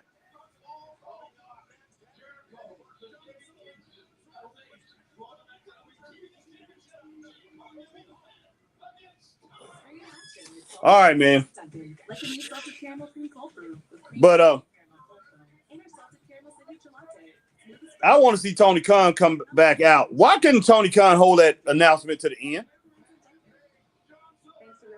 He should have had it at the end of the show. At least in the middle. Ron, you tripping.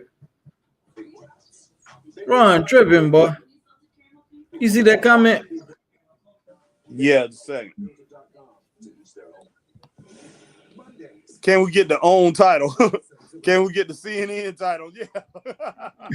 The own title, Oprah Winfrey title, boy. Yeah, yeah. I just, please, just change that, man. I don't know why in the world Chris, when you first told me the name of that title, Chris, I thought you was joking. I really thought you was joking. I told you, TNT. And you said it to me with a straight face. Yeah. I'm just like, TNT title? Yeah, TNT title. TNT title? Yep. I'm like, that must be their TV title. Why can't they just call it the TV title? And that's what it is. Yeah. Ridiculous, man. Just ridiculous. It's like, come on, man. Oh, boy. Oh, wow. Here's what Ron got to say about that. He said, because he announced it at the beginning of the show to try to get interest for a show that ain't drawing, to try to get it drawn for more interest. Yeah, I agree, Ron. Golly. Oh my gosh, man. This is horrible, boy. This is horrible. What would you give this show so far, Harry? Will remain radioactive. Listen, Chris, man. I'm gonna get a show a three so far, and that's average, but it's underwhelming. It's really underwhelming. You think I pull any punches? Nope. Of course not. No, you don't, Ron. And we like that, man. You straight up. And that's great, man. You roll right in there with us. But yeah, I mean, yeah, Ron, what do you think of the show so far, man? I know you don't do the ratings thing and all that, but man, it's yeah, Ron. What are your thoughts on this, Ron? I don't know.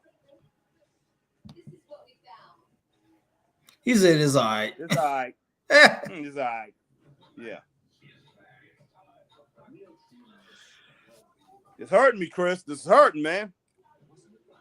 He said send him an invite. Boy, Ron wants in, boy. Yeah. Go ahead and send it to him, Chris. All right.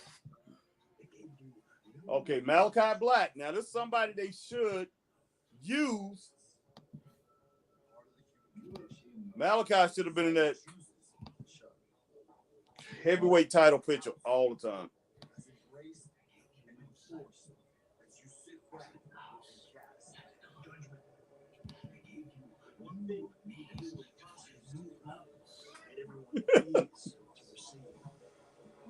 You sent it to him, man? Yeah. Okay. God. You got Buddy Murphy on here, boy. Here we go. Yeah. Ron, welcome to the show. What's going on, Mr. Saint? What's going on, Saint? Ron? My man. Can't hear you. Yeah. Wait a minute.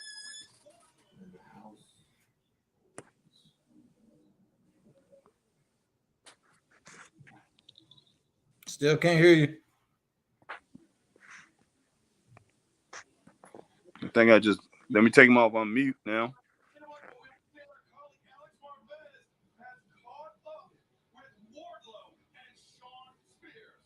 Say something. Nope.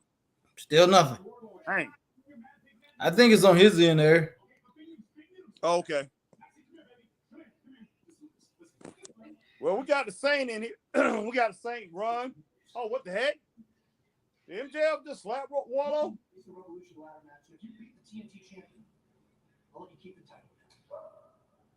You gotta think you behind me now, Chris.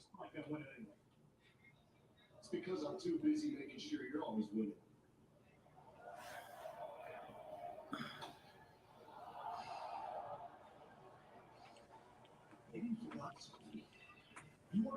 Did you see the slap? Yeah.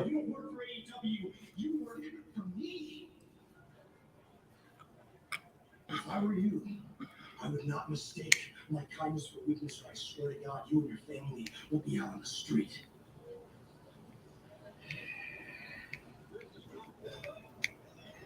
Well, hopefully Ron gets everything straightened out and comes back in. Speaking of Adam Cole, there he is, and we're gonna let Ron back in here. Yeah. All right. There you go. I had to adjust something. I don't know what's going on with my other microphone, but I'll use this one for tonight. Look here. I'm going to put it to you like this. At least this way now, with me in this room, I don't have to listen to this shit show twice because hearing it on my TV and hearing it on y'all's show as well. But look, all right, the show's all right. I mean, it's got its spots. I understand why the announcement was done at the beginning. All right. Yeah. It makes sense to try to get out there to pop the ratings early with the announcement. Yes. So now, if you look at social media, all that's written on social media right now ain't nobody saying nothing but Ring of Honor, Ring of Honor, Ring of Honor. Mm-hmm. Right. So that's helping draw interest to the show. However, the first match was supposed to be a barn burner, and it was about lukewarm. Yeah. But I mean, it was just a flop. Look, Christopher Daniels is a phenomenal wrestler. Ain't nobody discounting that. However, Christopher Daniels is not the Christopher Daniels he was 10 years ago in Impact. Oh, good Lord. No, that's right. Because in Impact 10 years ago, he was a freaking beast. Yeah. And in Ring of Honor, he was a beast. Like I said before, Ring of Honor was cool under Gabe Zapolsky. But Ring of Honor these last couple years ain't hitting on nothing. They got this dude running around in a peacock suit talking about Dalton, whatever the hell his name was. I'm like, dude, that I had just been telling somebody, man, you need to check out Ring of Honor. This show is actually pretty good. Yeah. They turned it on and he sent me that. He said, what in the blue hell is this? I'm like, well, my bad, dude. My bad. Right. Because we went right into that error. Not era. Not era. Not a time period. Error. As in an error. Yeah. Oh, my gosh, man. And now we got a 6-man tag match. And this is our main event for the evening. Yeah. Oh man, they should have made it interesting. It should have been the Young Bucks and Adam Page versus Red Dragon and Adam Cole. Yeah. Yeah, that wouldn't make any sense storyline. Exactly. I'm not that crazy. But I wonder if Kenny's gonna come back during the pay-per-view. Because I got a feeling, like I said, something's gonna happen with the Young Bucks and Red Dragon. Adam Cole's gonna be stuck in the middle. Kenny's gonna probably have to come out and sort everything out after some chaos or something. And then I'm wondering where Jay White's gonna mix in it. Because Jay White and Kenny had some quote unquote unresolved issues back in that day too. Right. However, Jay White, I don't believe is an AEW official signee. Mm. I think because he's still working Impact too. Mm. So there's that. I mean, you guys want to see a show that has the ability to be something. I mean, Impact's not been terrible the last couple weeks. What channel do they even come on? Axis, AXS. It's a music channel. You see like old Fleetwood Mac documentaries and stuff on Yeah, there. yeah, I've I was about seen to it. say, does Spectrum even offer that? Yeah, it's channel. Give me a minute. I'll scroll to it, but it is channel. Because see, I'm watching from the computer right now. Yeah, I'm sitting in the office. yeah, I've DVR'd it, but it didn't show up, so I got to go back and make sure I got it on DVR. So I'm gonna start watching it. Oh, no. Axis is channel 857, Chris. 857. Okay. Well, I know I got the Spectrum app on my smart TV. Yeah, then it's channel 857 there. Okay. Well, see, like I say, I'm running it from the Spectrum website right now. Mm. The app or the DVRs, I got one over here and I got one in the living room. Both of them have all the wrestling shows set to record. So in case I miss something on, one and I want to be in here, I can watch it in here or out there, wherever. Okay. Yeah, this is gonna be this main event is gonna be very underwhelming. So the only thing, like I was telling Harry, the only thing I can see Tony doing, oh my god, my eyes bugging the mess out of me tonight. The only thing I can see Tony doing tonight after the show be on AEW.com or some social site and basically try to clarify, like a after show press conference kind of thing. I mean, he could do that, but what's weird is look at the names going into the Ring of Honor Hall of Fame this year. You got Punk, Daniels, Daniel Bryan, or Bryan Danielson, yeah. Samoa Joe, yep, and the Briscoes, right? I think so. Yeah, I think so. Yeah. All right. So there's two of them are current AEW stars. Samoa Joe has just said on Busted Open yesterday that he's got something big coming down the pipeline. I don't know what that is, but he's training, so that's a good thing. If he can stay healthy, man, Samoa Joe's worth his weight in gold. Well, he actually said that when he released the NXT Championship, he had caught COVID. That's why he had to give it up. Right. So you had that, and then you got the Briscoes, which the Briscoes, they're going to show up on a pay-per-view. Yeah, but are they going to show up at AEW or are they going to show up at WWE? Tell me Vince couldn't make money with them two. He could, but their style there's WWE. There's some. The problem with them is their physical appearance, I guess. Yeah, and they're a little rough around the edges. Well, yeah. They're not clean cut. They remind me of a dirty version of the Dudley Boys. They're out there and they're hardcore and they're edgy and extreme. But I think with the right production value behind them, I think they're a pretty good draw for a tag team. To be honest with you. Well, as far as in WWE, man, I don't know about all that. Right now, back in the day, yes. But right now, no, I don't think so. It just, I just don't see no place for him in WWE. To tell you the truth, and now if Vince McMahon was 10 years younger, 12, 15 years younger, yeah, he would. Man, Vince McMahon would ride them guys. He'll make millions off of them. But right now, he'll have somebody else writing for him. He'll have somebody else form the storylines for him. I just don't see that happening, man. With the way the way everything's going now, but I could be wrong. Let me put it to you like this then. All right. How long have the Briscoe brothers been wrestling? A long time, man. 10, 15, 20 years? Yeah, at least. Around all right. 15 years. How many years you think they got left at the rate and pace that they go now? That hardcore style. Maybe about 5 more, if that. All right. 3 to 4, yeah. So, if Vince gave him a 5-year contract, you know what kind of money that is. Oh, good God, yeah. That's a hell of a way to retire, gentlemen. That's how I look at things, too. I don't just look at it in one light or the other. I look at it as, all right, if you bust your look at the Dudleys.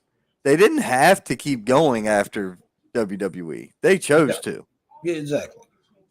They didn't have to keep going. They wanted to. And then they came Devon, back. Devon's still with him. Devon done now. Well, I mean, granted, he's backstage, but he's he's still with the company. Oh, is he? We'll see. There you go. Yeah, he's an agent. Oh, okay. For them to have him as an agent, I can't understand why the tag team division's so abysmal. Then that whole part right there. Hey, look, I got no problem throwing shade at any company. Oh yeah, flat out. I'm still not going to sit here and say that FTR is the greatest tag team or MJF is the best wrestler current today. I'm not going to say either of those two things because I don't believe them. Yeah. I'm going to say that the Briscoes, in my book, are a better tag team than FTR. Huh. They're more entertaining. They're more entertaining than FTR. Gotcha. And I look at wrestling as a business because it's an entertainment business. Yeah, FTR is more of a throwback to the 80s kind of style of tag team wrestling. Of course. They're Ole and Arn. Yeah. And that's great. It's wonderful. But people even in our age group don't give a rat's ass about that. Our age group looks at guys like Edge and Christian, the Hardys, and the Dudleys. Yeah. And Harry's worried about the commercials. Oh, man, these new Toyotas look nice as hell. I like them new. Dude, that new Toyota truck is bad looking. I love that new truck. And their new what is it? Sequoia. Did you see that new Sequoia? That thing looked like a Navigator. Yeah. That Joker looks clean. Can't beat the Toyota, man. Man, I like Toyotas, dude, but I own 3 Fords, so I mean, yeah. Oh my gosh. Oh man. But yeah, I don't know, man. I just lose interest when it just the way that Tony Khan construct these shows, man. The way he lines everything up from top to bottom. He just easily lose me when it boils down to it. And I'm just like, why? And you asking questions. Now he's got a hold of a Ring of Honor. But I think what a lot of people is thinking that he actually have the talent that was signed with Ring of Honor on the roster. But those people didn't have contracts because they released everybody from their contract. So he just owns the name. So he also decided to pick up on Brian Cage's option. Now we haven't seen Brian Cage in 6 to 9 months at this point, right? Okay. Yeah, haven't even seen him on Dark. Wow. So I mean, is he trying to keep his roster full for that?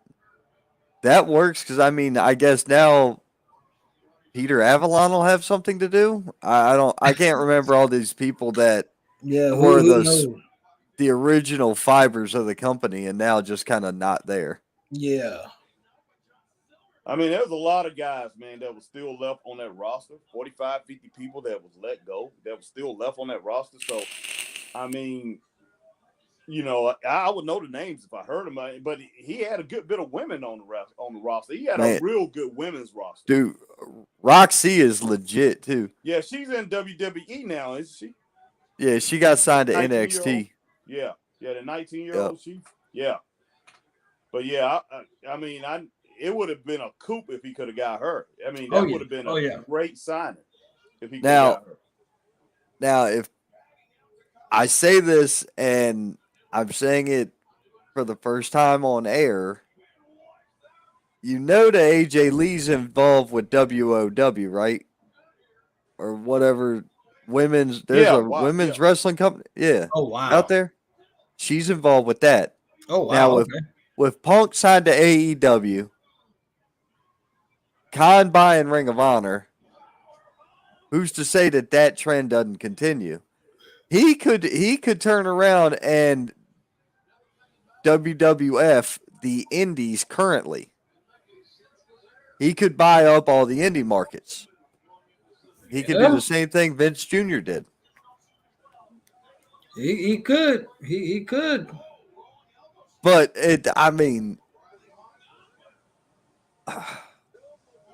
there's not the talent pool that there was back then either.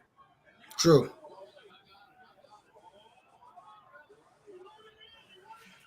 Man.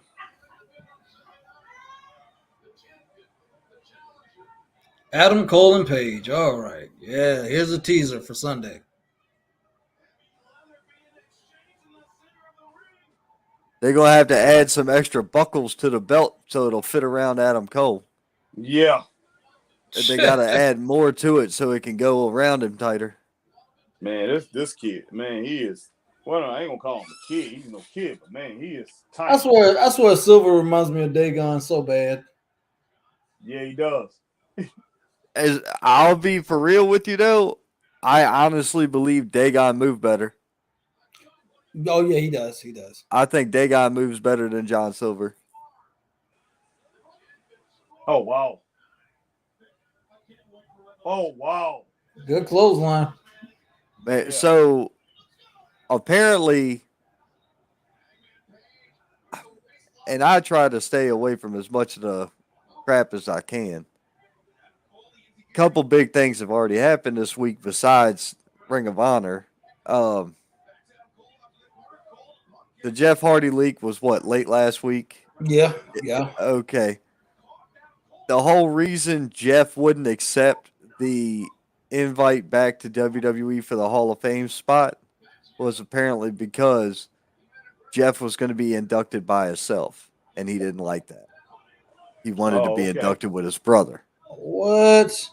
That was one thing that got released last week. I'm hoping that kind of gets mended down the road a bit. Yeah. Oh, match is over. Well, heck, think about it. No, that's a different scenario. I'm about to say Booker T got inducted by Stevie Ray, but Stevie Ray was kind of still a little hanger on of WWE because they technically have the rights to Harlem Heat. Yeah.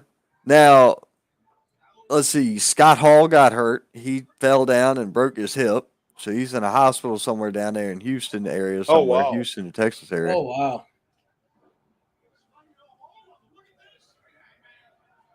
All right, sleeper hold on him. On Adam Page. What the hell? All right.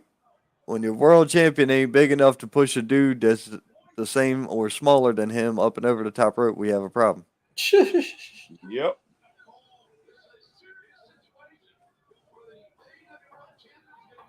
Oh my gosh. They about to tape this Joker's hands behind his back or something. What the?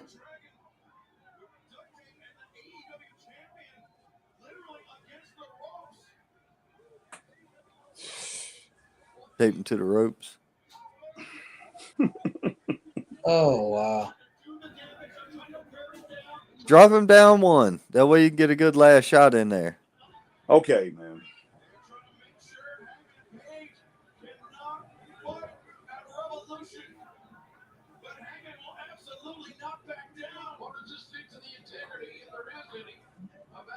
Wow.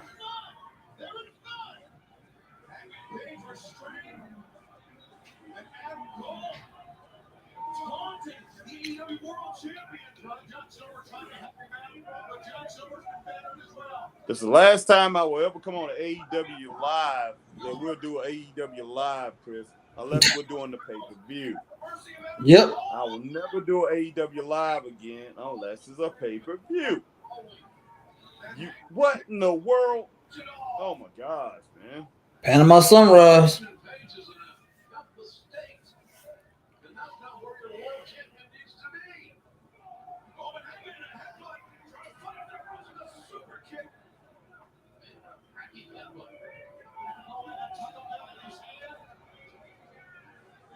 Ron, we did the round table. The first thing you said, wrestling, chaos. every single week. Chaos. That's what I'm saying. It does not have to end like this all the time. All their shows, that's all it does. All it is, it ends all the time. Chaos. Flat chaos. After a while, you get tired of it, man. It's tiring. There you go. It's old. There you go. And it's just, yes. Yeah, Ron, that's all Ron got to say is, yep. That's all I mean, shit, I'm going to be that meme dude from the damn thing. Yeah, man. It's just flat out foolishness all the time, man. Just. I mean, look, man. I tried when AEW first came out on TV. I watched for probably the first 6 weeks or better, pretty religiously. But I was really enjoying NWA back then too, because NWA was on their YouTube kick. Man, that was fun. I enjoyed it. Gosh. But I have such a hard time being invested in anybody or any story because it's always so convoluted with so much other crap and other people going on that it's like, all right, I dug every bit of the CM Punk and MJF point until the additional people came in there. Yeah. Why the hell ain't MJF just wear the ring in general? Like, it's a ring, dude. I mean, look, I mean, look, here. I wear my rings. Look, I got my ring on. It's a ring. You wear this shit. It's what you're supposed to do. Mine make my hands sweat, so I don't wear it all the time. It's one of them rubber bastards. So Gotcha. Yeah. I don't wear regular jewelry. You may see me with a necklace on very occasionally. I don't wear jewelry for nothing, man. I didn't wear a watch. but look, why is it every time you got to have 7 people involved in whooping one dude? Now, I get it. I get it on occasion if it's one faction, one match, okay, but not all night long. Yes. Oh yeah. Yes. It makes it less meaningful. Yeah, and this past summer when we started this thing, when Chris and I and Michael started this thing, it was worse than it is now, man. I mean, those factions. Every time I turn around, somebody's getting jumped. And it didn't make no kind of sense. And I'm just like, when is this stuff gonna end? And you know what? Ring of Honor, before they went out of business, they had more factions with less people. They had more factions than AEW, I think, or just about the same. Oh yeah, they did. They had a lot of factions over in Ring of Honor. So Bullet Club, Elite. You had it gets to be too much. Yeah. So that's kind of why I like things like Legacy, Evolution, DX. Yeah. You had what? The Nation of Domination feuding with DX.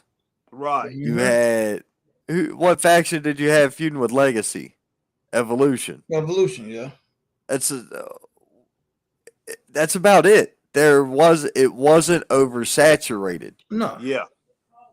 I mean, hell, you water a plant too much, it's going to drown, buddy. That's right. This is the truth.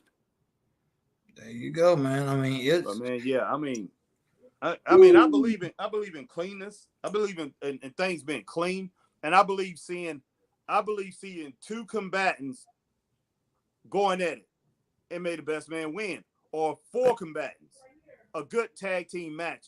Don't continue to give me 2 different tag teams and then add a person, and then it's a 3-way tag team match. Don't give me that. Give me 2 tag teams every now and then.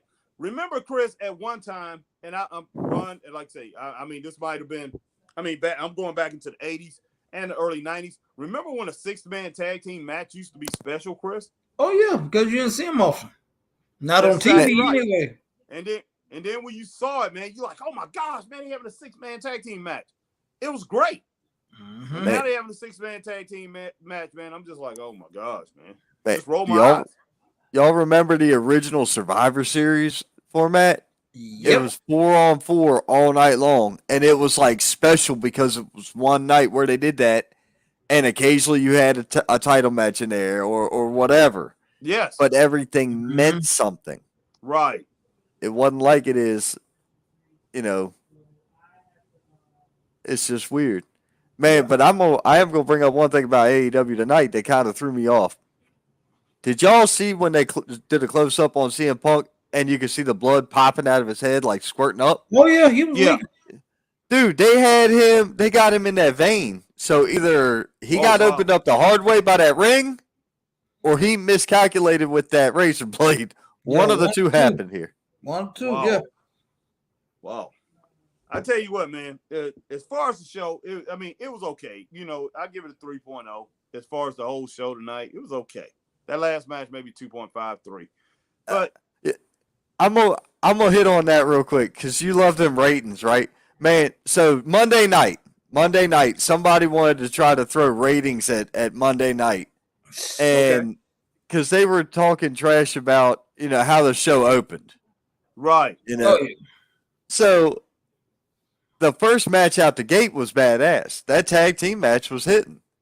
And I was like, man, that was a really good match. And the dude said, oh, I bet Meltzer gave that 5 stars. No, Meltzer didn't give it 5 stars. He couldn't see the match because he had the Young Buck's stomach in his way. Yeah. Now, I don't do the ratings thing, but in interest to you, I'll give it whatever you said. That works. Yeah. I'll agree to it because the Bryan Danielson match was all right. It could have been better, but I mean, for Christopher Daniels being in his age, he performed quite well. Yeah. The Battle Royal tag team thing was pretty cool. I thought that was pretty fun. Yeah. It got better as it went further. It did. Yep. It did. The Jericho promo was hot and did what it needed to do. Yep. The Punk promo was hot and did what it needed to do, minus the inclusion of the rest of the Pinnacle. Yeah.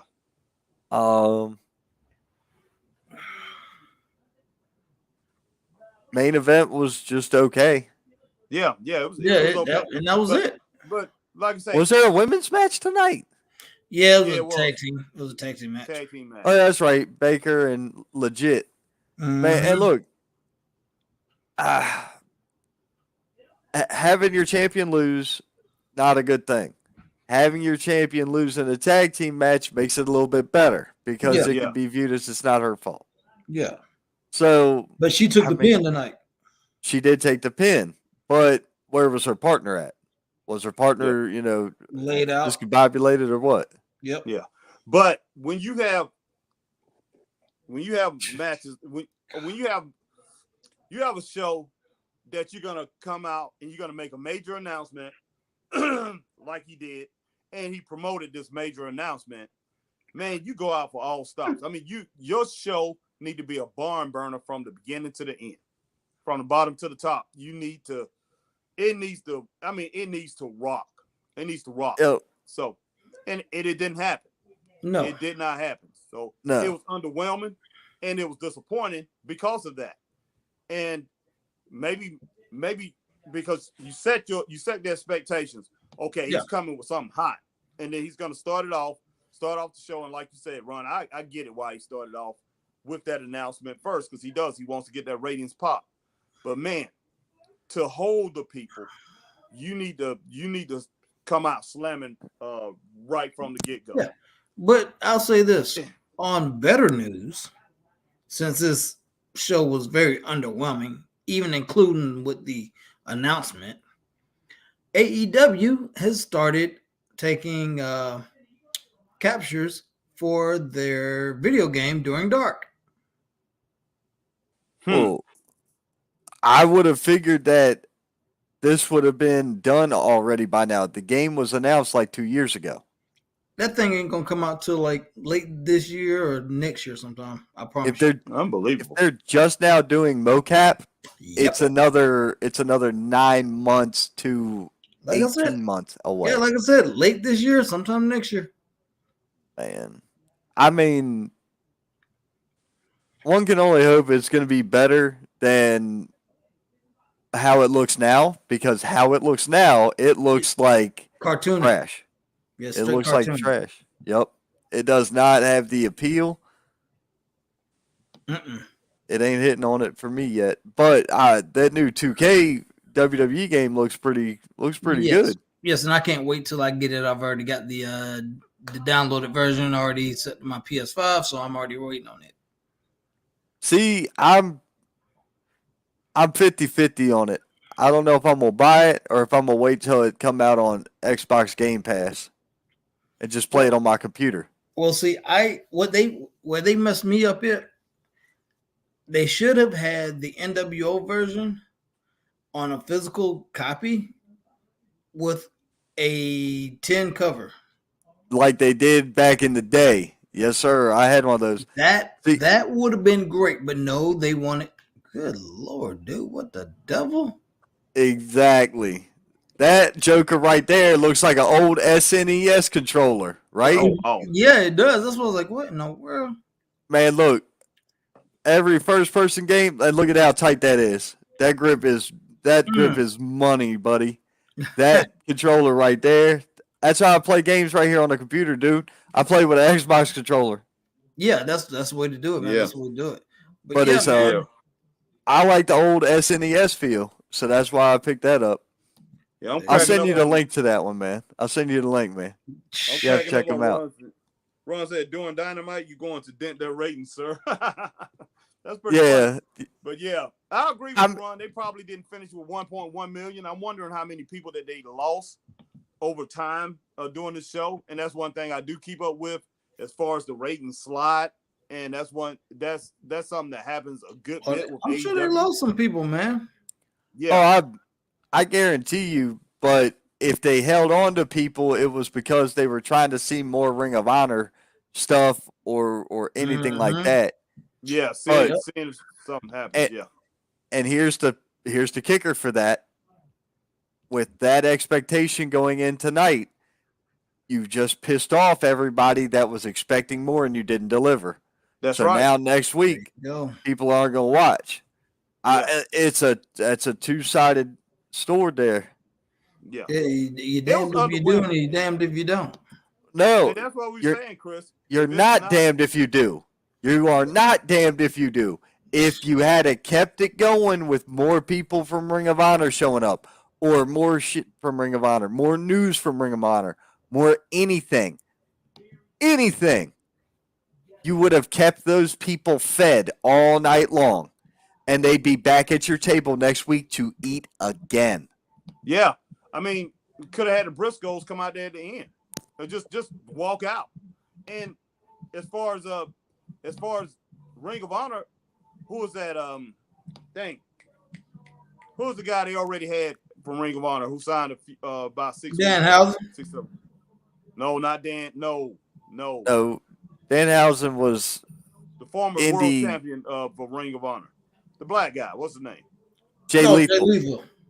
Jay Lethal. They could have had him come in the middle of the show and say, "Hey, they bring him a boys here. We're back. That you're bringing up a very another valid point. Yeah. And I'll wait until after I say this and you agree with me, and then I'll tell you where I got it from. Okay? Yeah. Fair enough. Good. So, if you were to sign, because you brought up Cesaro earlier. Yeah. If you were to sign a Cesaro, you get that great big opening welcome pop. What does that do for you, Christian? Where's he been? What does that do for you? Jay Lethal, where's he been? Yeah. You got the great opening kickoff of him, but you didn't get anything else out of him. Yeah. Exactly. You got one good match out of Christian. What would that do for Cesaro? What would that do for Cesaro? All right. Do you agree with what I just said? Yeah. All right. Yeah. Now, Eric Bischoff said that. Hey.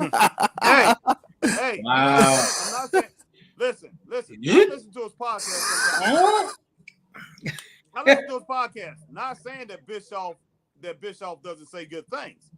Now he says he does say some good things, but if you sit there and you listen to him as far as on his 83 weeks podcast, and I mean, what's the name? Who's the guy that hosted? Conrad Thompson, same guy that hosts JR's podcast. Yeah, Conrad has went off on him so many times, man, as far as things that as far as what Eric Bischoff said that he did in WCW, he didn't know where to go with the NWO and all that stuff. So, and I mean, and how to have Goldberg lose. I mean, he basically has said these things, and it just dumb things. But I've heard as far as today, the way things going today, and as far as things that he's saying with AEW, he's right on point. I've heard him say some great things about why are they doing this or why are they doing that, and this is what they should do. I've heard him say it, and he's every time I agree with him. So, not saying I don't agree with him, Ron, but the difference is, if the difference is this: can you actually come and work for a company and execute that? I know a lot of people that know football. Let me think of a football coach that just Will Muschamp, who coached my school up there, Carolina. He coached our football team. Will Muschamp, that man, one of the best talkers I've ever heard as far as talking about football. Now you get him when he's on ESPN and he was doing those college shows and stuff like that. I mean, you couldn't get nobody better to talk about the game, but he couldn't execute that on the sideline as a coach. That's the same thing. That's the way I look at Bischoff. Ooh. You can talk a good game and you know it. You know the sport. You know how everything should go. But when it comes to execution time, can you get it into play when you actually out there on the field or you out there on the bench? Can you put it into play? Right. Now, in that same mold, flip the script a little bit because look at Tony Kornheiser. Right. Tony Kornheiser was great on the field, but on the booth, I'd rather hit mute and close caption. I'd rather read and not pay attention to what he said than I would listen to him speak. I have zero desire to listen to Tony Kornheiser ever. Right. I mean, so it's to me, if a company were to, the problem with Eric Bischoff is this: it's really easy. He wants so much money because he's not going to be the guy that sits behind the curtain. He's also going to be involved on camera. Yep. Now, if you could get a deal where you didn't have to put him on TV, which means you didn't have to pay him as much, and you could just use him as a writer, he'd be fine. Tell me that Eric Bischoff couldn't do more with the group of wrestlers that Tony Khan has than Tony Khan does. And I'm going to call you a liar because you know damn well I'm right. Look at, all right, the cruiserweight division of WCW. I remember watching the first hour of Nitro all the time because that's where they were always parked at. I could care less about Hogan and the rest of them in the main event by this point because, yet again, we were oversaturated with the pre-existing condition of Hogan. Whereas what WWE was doing, The Rock, Austin, Nation of Domination, the APA, The Undertaker, the Dark Ministry, all that stuff was new for them. Yeah, you still had Doink the Clown. Yeah, you still had Val Venus. You still had these oddball characters in there. But you had more new and exciting stuff happening in the first hour of Nitro than you did for the rest of the 2 hours that it was on. That's why most people, like me, we switched the channels. I did. Now I recorded both. Don't kid yourself. I recorded both. I had like 3 or 4 VCRs stacked up so I could do this crap. I also used to copy over wrestling tapes and, take them to school for my friends or whatever. I did it with a couple of other tapes too, but we're not going to get into those type of details. But hey, whatever. Wrestling made more money than adult film. It is what it is. Yeah. But when you look at it like that, look at the cast of characters that they could have for a cruiserweight title. Yeah. Well, look at the cast. And let's not call the TNT title that because you're getting ready to end up with like Andrade, who should be a world champion in AEW. With good God, yes, man. Yeah. No doubt. And they should have ran that. They should have rolled that wave all the way to. They should have rolled that man all the way to the top, but they didn't when he came in there. And I mean, he looked like a world champion. He was presented like a world champion. But as far as going back to Bischoff and with that cruiserweight division. Was Bischoff the booker at that time? Is Bischoff the one who came up with the idea for the cruiserweight series, the cruiserweight, bringing in all the cruiserweights like that. I don't know. That's the whole thing about it. I don't know if it was Bischoff's idea to start that cruiserweight division. So that's the reason I can't really answer you on that. But he put it on TV. Yes, he put it on TV. Yeah. So was your show my idea? No, but we put it on TV. You know what I mean? Like we put this out there. Pardon me. Allergies get me this year, man. Yeah. But they've been sucking this year for the last week. Yeah, but I've had them bad myself, real bad. But it's irrelevant as to whose idea it was. Yes. You could invent the greatest piece of toilet paper in the world, Harry. But that don't mean that somebody ain't gonna beat you to the shelf with it. Yeah. And make $1 million. Yeah. Yep. Listen, I mean, man, look. Yep. Okay, this is what I heard from Bret Hart earlier in the week. This is what Bret Hart said. And he said this about Bischoff.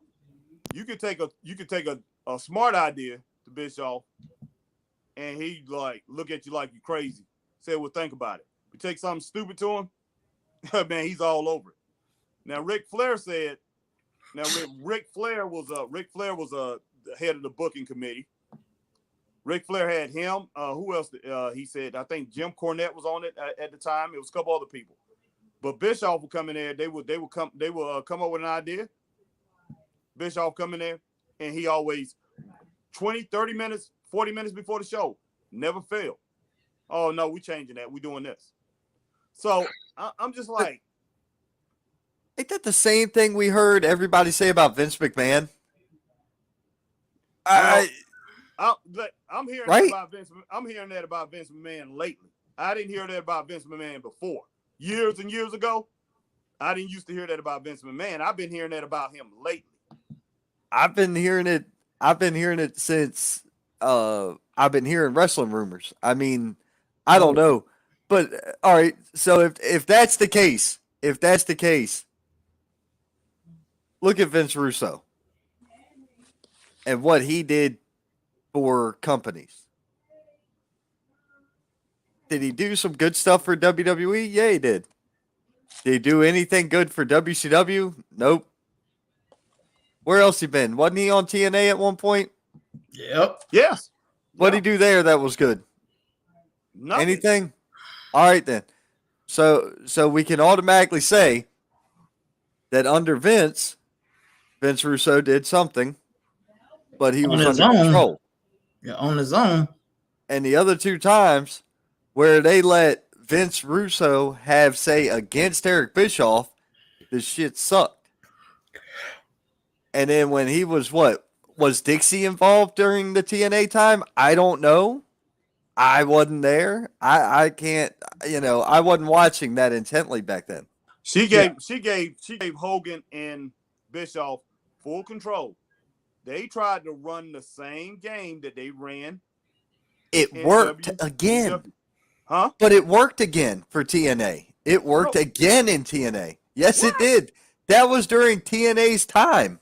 That was during one of their higher peaks. The main event Mafia and all that. Aces and Eights. Dude, those were hits. Those were hits for TNA. Now, TNA already had their hardcore fan base established by that point. But just because you have your hardcore fan base, like AEW right now has got its hardcore fan base, 800,000 a week. That's their hardcore base, right? The rest of them are influx. Okay. Now Ring of Honor has its hardcore fan base. We'll go ahead and be generous, and we'll say that's 500,000. So if you add that together, you're looking at 1.3 million. Now, those are your hardcore constituents that you got to pay dues to. They're no different than politics, no different than business, no different than the government, no different than nothing else. Your hardcore fan base, you've got to pay your dividends to them. You've got to do the stuff that they like and the stuff that they want. Now, how are you going to attract new viewers when you're not offering anything else but the same old song and dance? Well, you do stuff like this. You add a little panache to it. You add some pizzazz over here. You change up a match. You bring out a faction. Whatever. 6-sided ring. Ultimate X. All these different concepts. And everybody can say what they want. The Elimination Chamber today is worth more than almost any other idea that's come out in the last decade, if not 20 years. The Elimination Chamber is one of the most just authentically brutal, great matches that we get on a yearly basis. You know whose brain that was? You know who invented the Elimination Chamber? Bischoff. I know. You know. Yeah. Bischoff. That's an Eric Bischoff idea. Well, hey, look, even USFL, NFL took a lot of their ideas. They took ideas out of the XFL. Just because you come up with an idea, and like I say, it was a great idea, Elimination Chamber. Of course, it's not saying that Bischoff haven't done anything great. That's not what I'm trying to say. But when you took the same concept, and him and Hogan, and like you said, you wasn't watching it at that time. What did they do, Chris? What ruined them? What took them down? Started taking them down. They decided to go head to head against Raw. TNA did. You remember that, Chris? I remember they tried. It was a disaster. And that's what led Bischoff out the door. He went I think it lasted 3 months? He tried it. They got smashed, man. They got crushed. Wasn't satisfied with just building that audience that he had. Okay, the audience that he had, like you said, he had you got your main hardcore constituents. You got your consumer base. You have that. But then you got to try to add a little more, like you said, add a little more pizzazz and stuff like that. But don't try to go for the gusto and go for the big gun. Okay, hey, he shot me down one time. But hey, I'm Eric Bischoff. I'm gonna go and I'm gonna try that. I'm gonna take that handgun and I'm gonna go up there and I'm gonna go up against that guy who's firing AK-47s with my doggone 6-shooter. And I'm not talking about no Glock either. I'm talking about an old Smith & Wesson 6-shooter. And I'm gonna fire it to see how many shots I get off and see if I can win this war. He went head to head with Vince McMahon again. That was a stupid idea. That's what I'm trying to say. That's what I'm talking about. And all right, so was that a Bischoff idea or was that the company's idea wanting him to go head to head to find out? That was Bischoff. Bischoff did that. She gave Bischoff full control. Bischoff and Hulk Hogan. She didn't go. She didn't make that decision. All right. She signed off on it, I'm sure. Now, no, that was Bischoff. Now, during the Monday Night Wars, Bischoff told somebody in the back, "Oh, we're going to go head to head and we're going to beat him." Oh, I think he said it to Nash, Kevin Nash, and Nash looked at Hogan and was like, "Is this guy for real?" And then Bischoff said, "Oh yeah, look at this. They got coming out this weekend. This is going to suck. It's going to just do terrible work. This isn't going to go over at all." And after it happened at that WrestleMania or whatever pay-per-view it was, Nash walked up to Bischoff and said, "Yeah, crickets, right? You don't want to go after him." I'm fairly confident that Bischoff learned his lesson from the first ass whipping, not to try to do that again. But I mean, I don't know. I wasn't there. I was watching, but I wasn't, the biggest fan of TNA back then. I hated TNA, but the thing about it is, I mean, Chris used to watch it religiously. And we had a friend named Dre that we used to hang out with. They used to watch it like crazy. I would turn it on every now and then, and I was shocked when I seen those two on there. But what really stunned me is when he went and tried it again. He tried it with TNA. I can understand him doing that with Crockett Crockett's old company with WCW. Yeah. That right there, man, already had a huge fan following. That the foundation of that company was solid. That was a solid foundation there. That's why, like I say, you have these indie shows in the South here, man, that do so well. I mean, it has a solid foundation. You had a solid foundation there. So I wasn't shocked. I wasn't shocked that they could go up there and compete against Vince. That wasn't shocking. Not at all. I mean, WCW had better wrestlers. TNT had some talent too. But TNT, man, what they was on, man, what was that channel they was Spike. on? Spike. Spike TV. Yeah, TNA on Spike TV. You remember when WWE went there on TNT? It's or TNN. It sucked. Yeah, I didn't like that at all. I didn't either. So I'm like, man, why are you doing this? And you're on Spike TV, and you're gonna try to go up against them. Not a lot of people even really knew about Spike TV. So I'm like, well, I mean, back then, man, cable was still big. You know, the cord cutter movement didn't happen until after that. So, yeah, like me, myself, here and now, I watch plenty of cable television because it's on the, I can get it on the computer. Yeah. But up until I built a second, put a second monitor up and stuff like that, I really didn't watch much TV when I was in the office. Right. Unless I had a TV in here. Oh, yeah. Well, I have the hardest time trying to buy how any of these ratings that we get anymore are even legitimate. Yeah. And you mentioned Sinclair. I have firsthand knowledge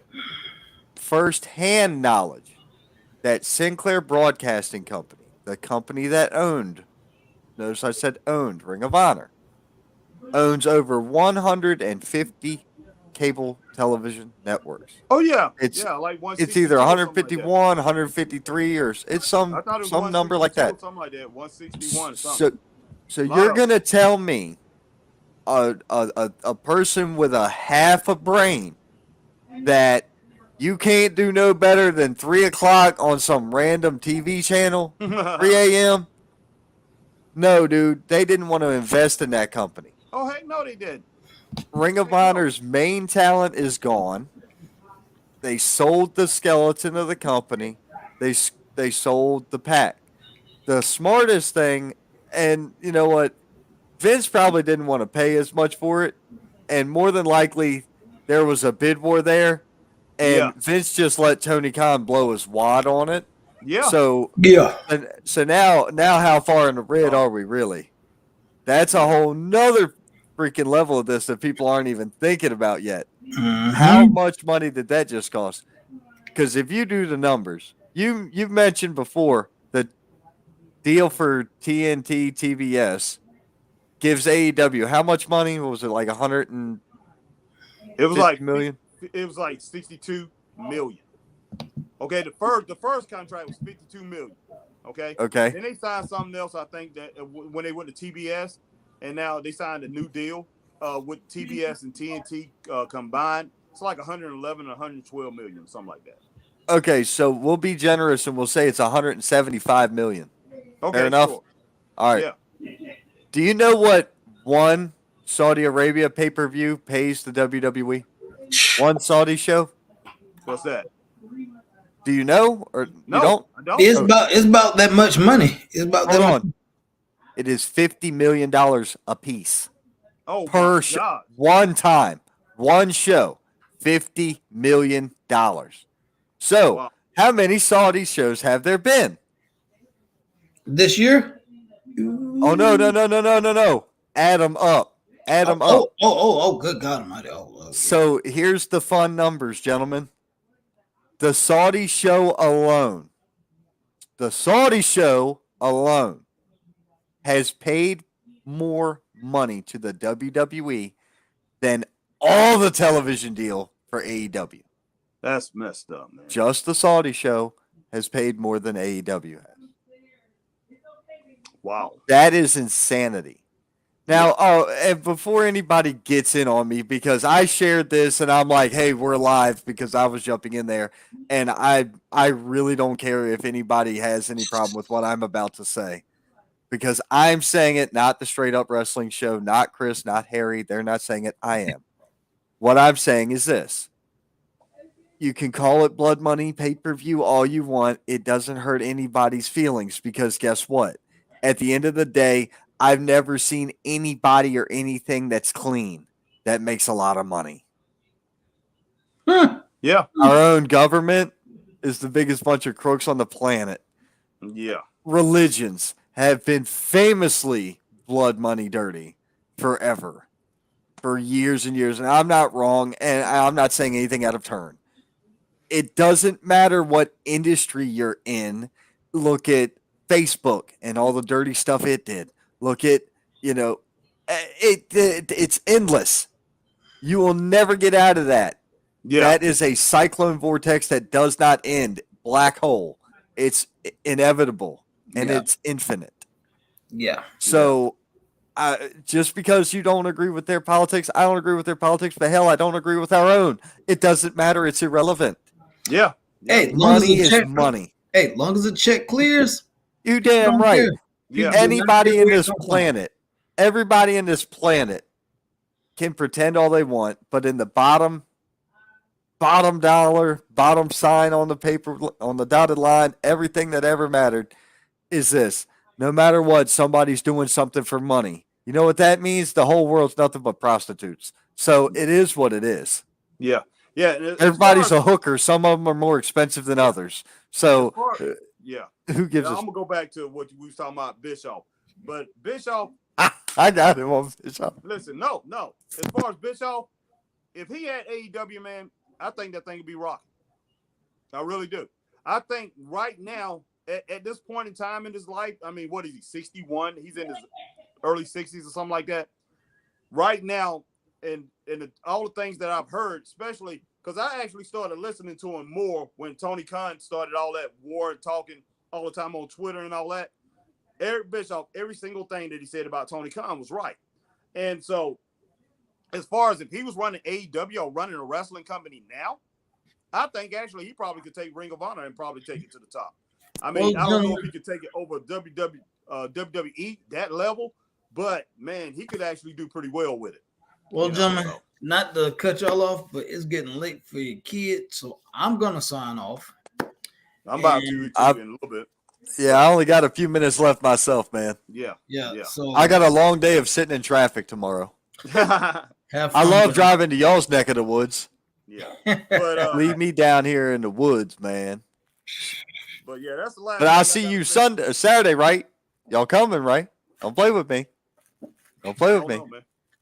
Come on now. Chris don't. I don't know what. Chris got a hell of a cough, man. He's sounding sick to me.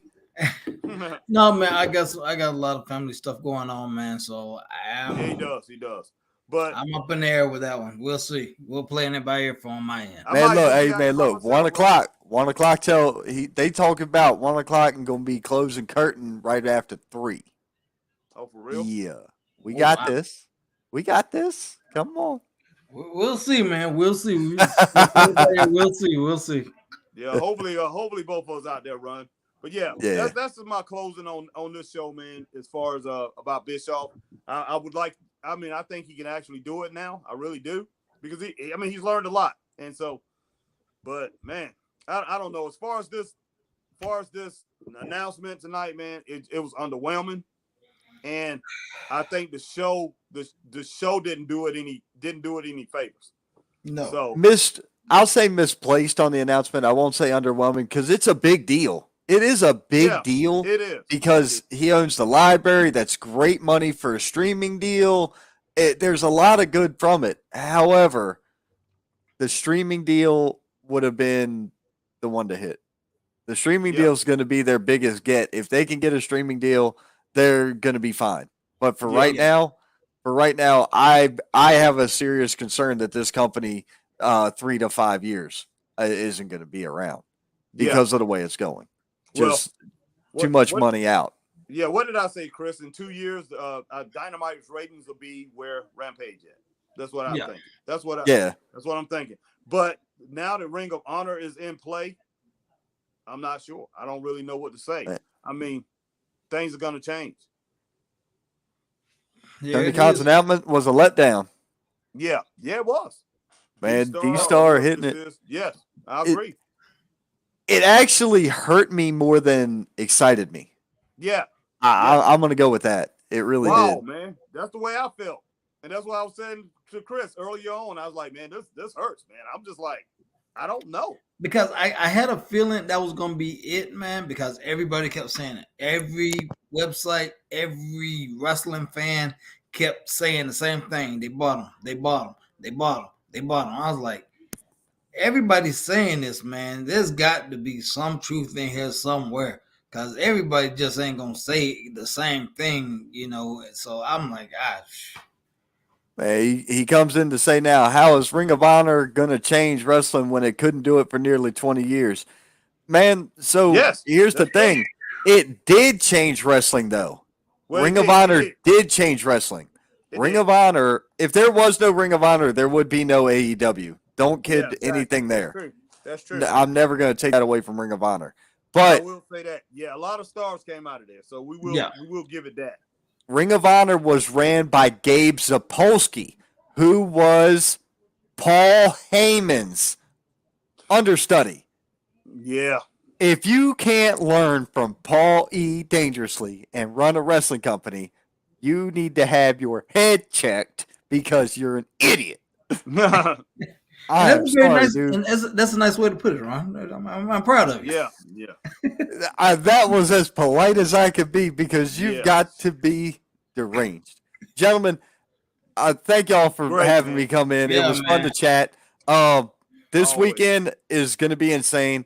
And if you're not there Saturday, please try to catch up on Sunday with me because I believe I'm going to be doing something a real bit different, but we'll figure out how that pans out.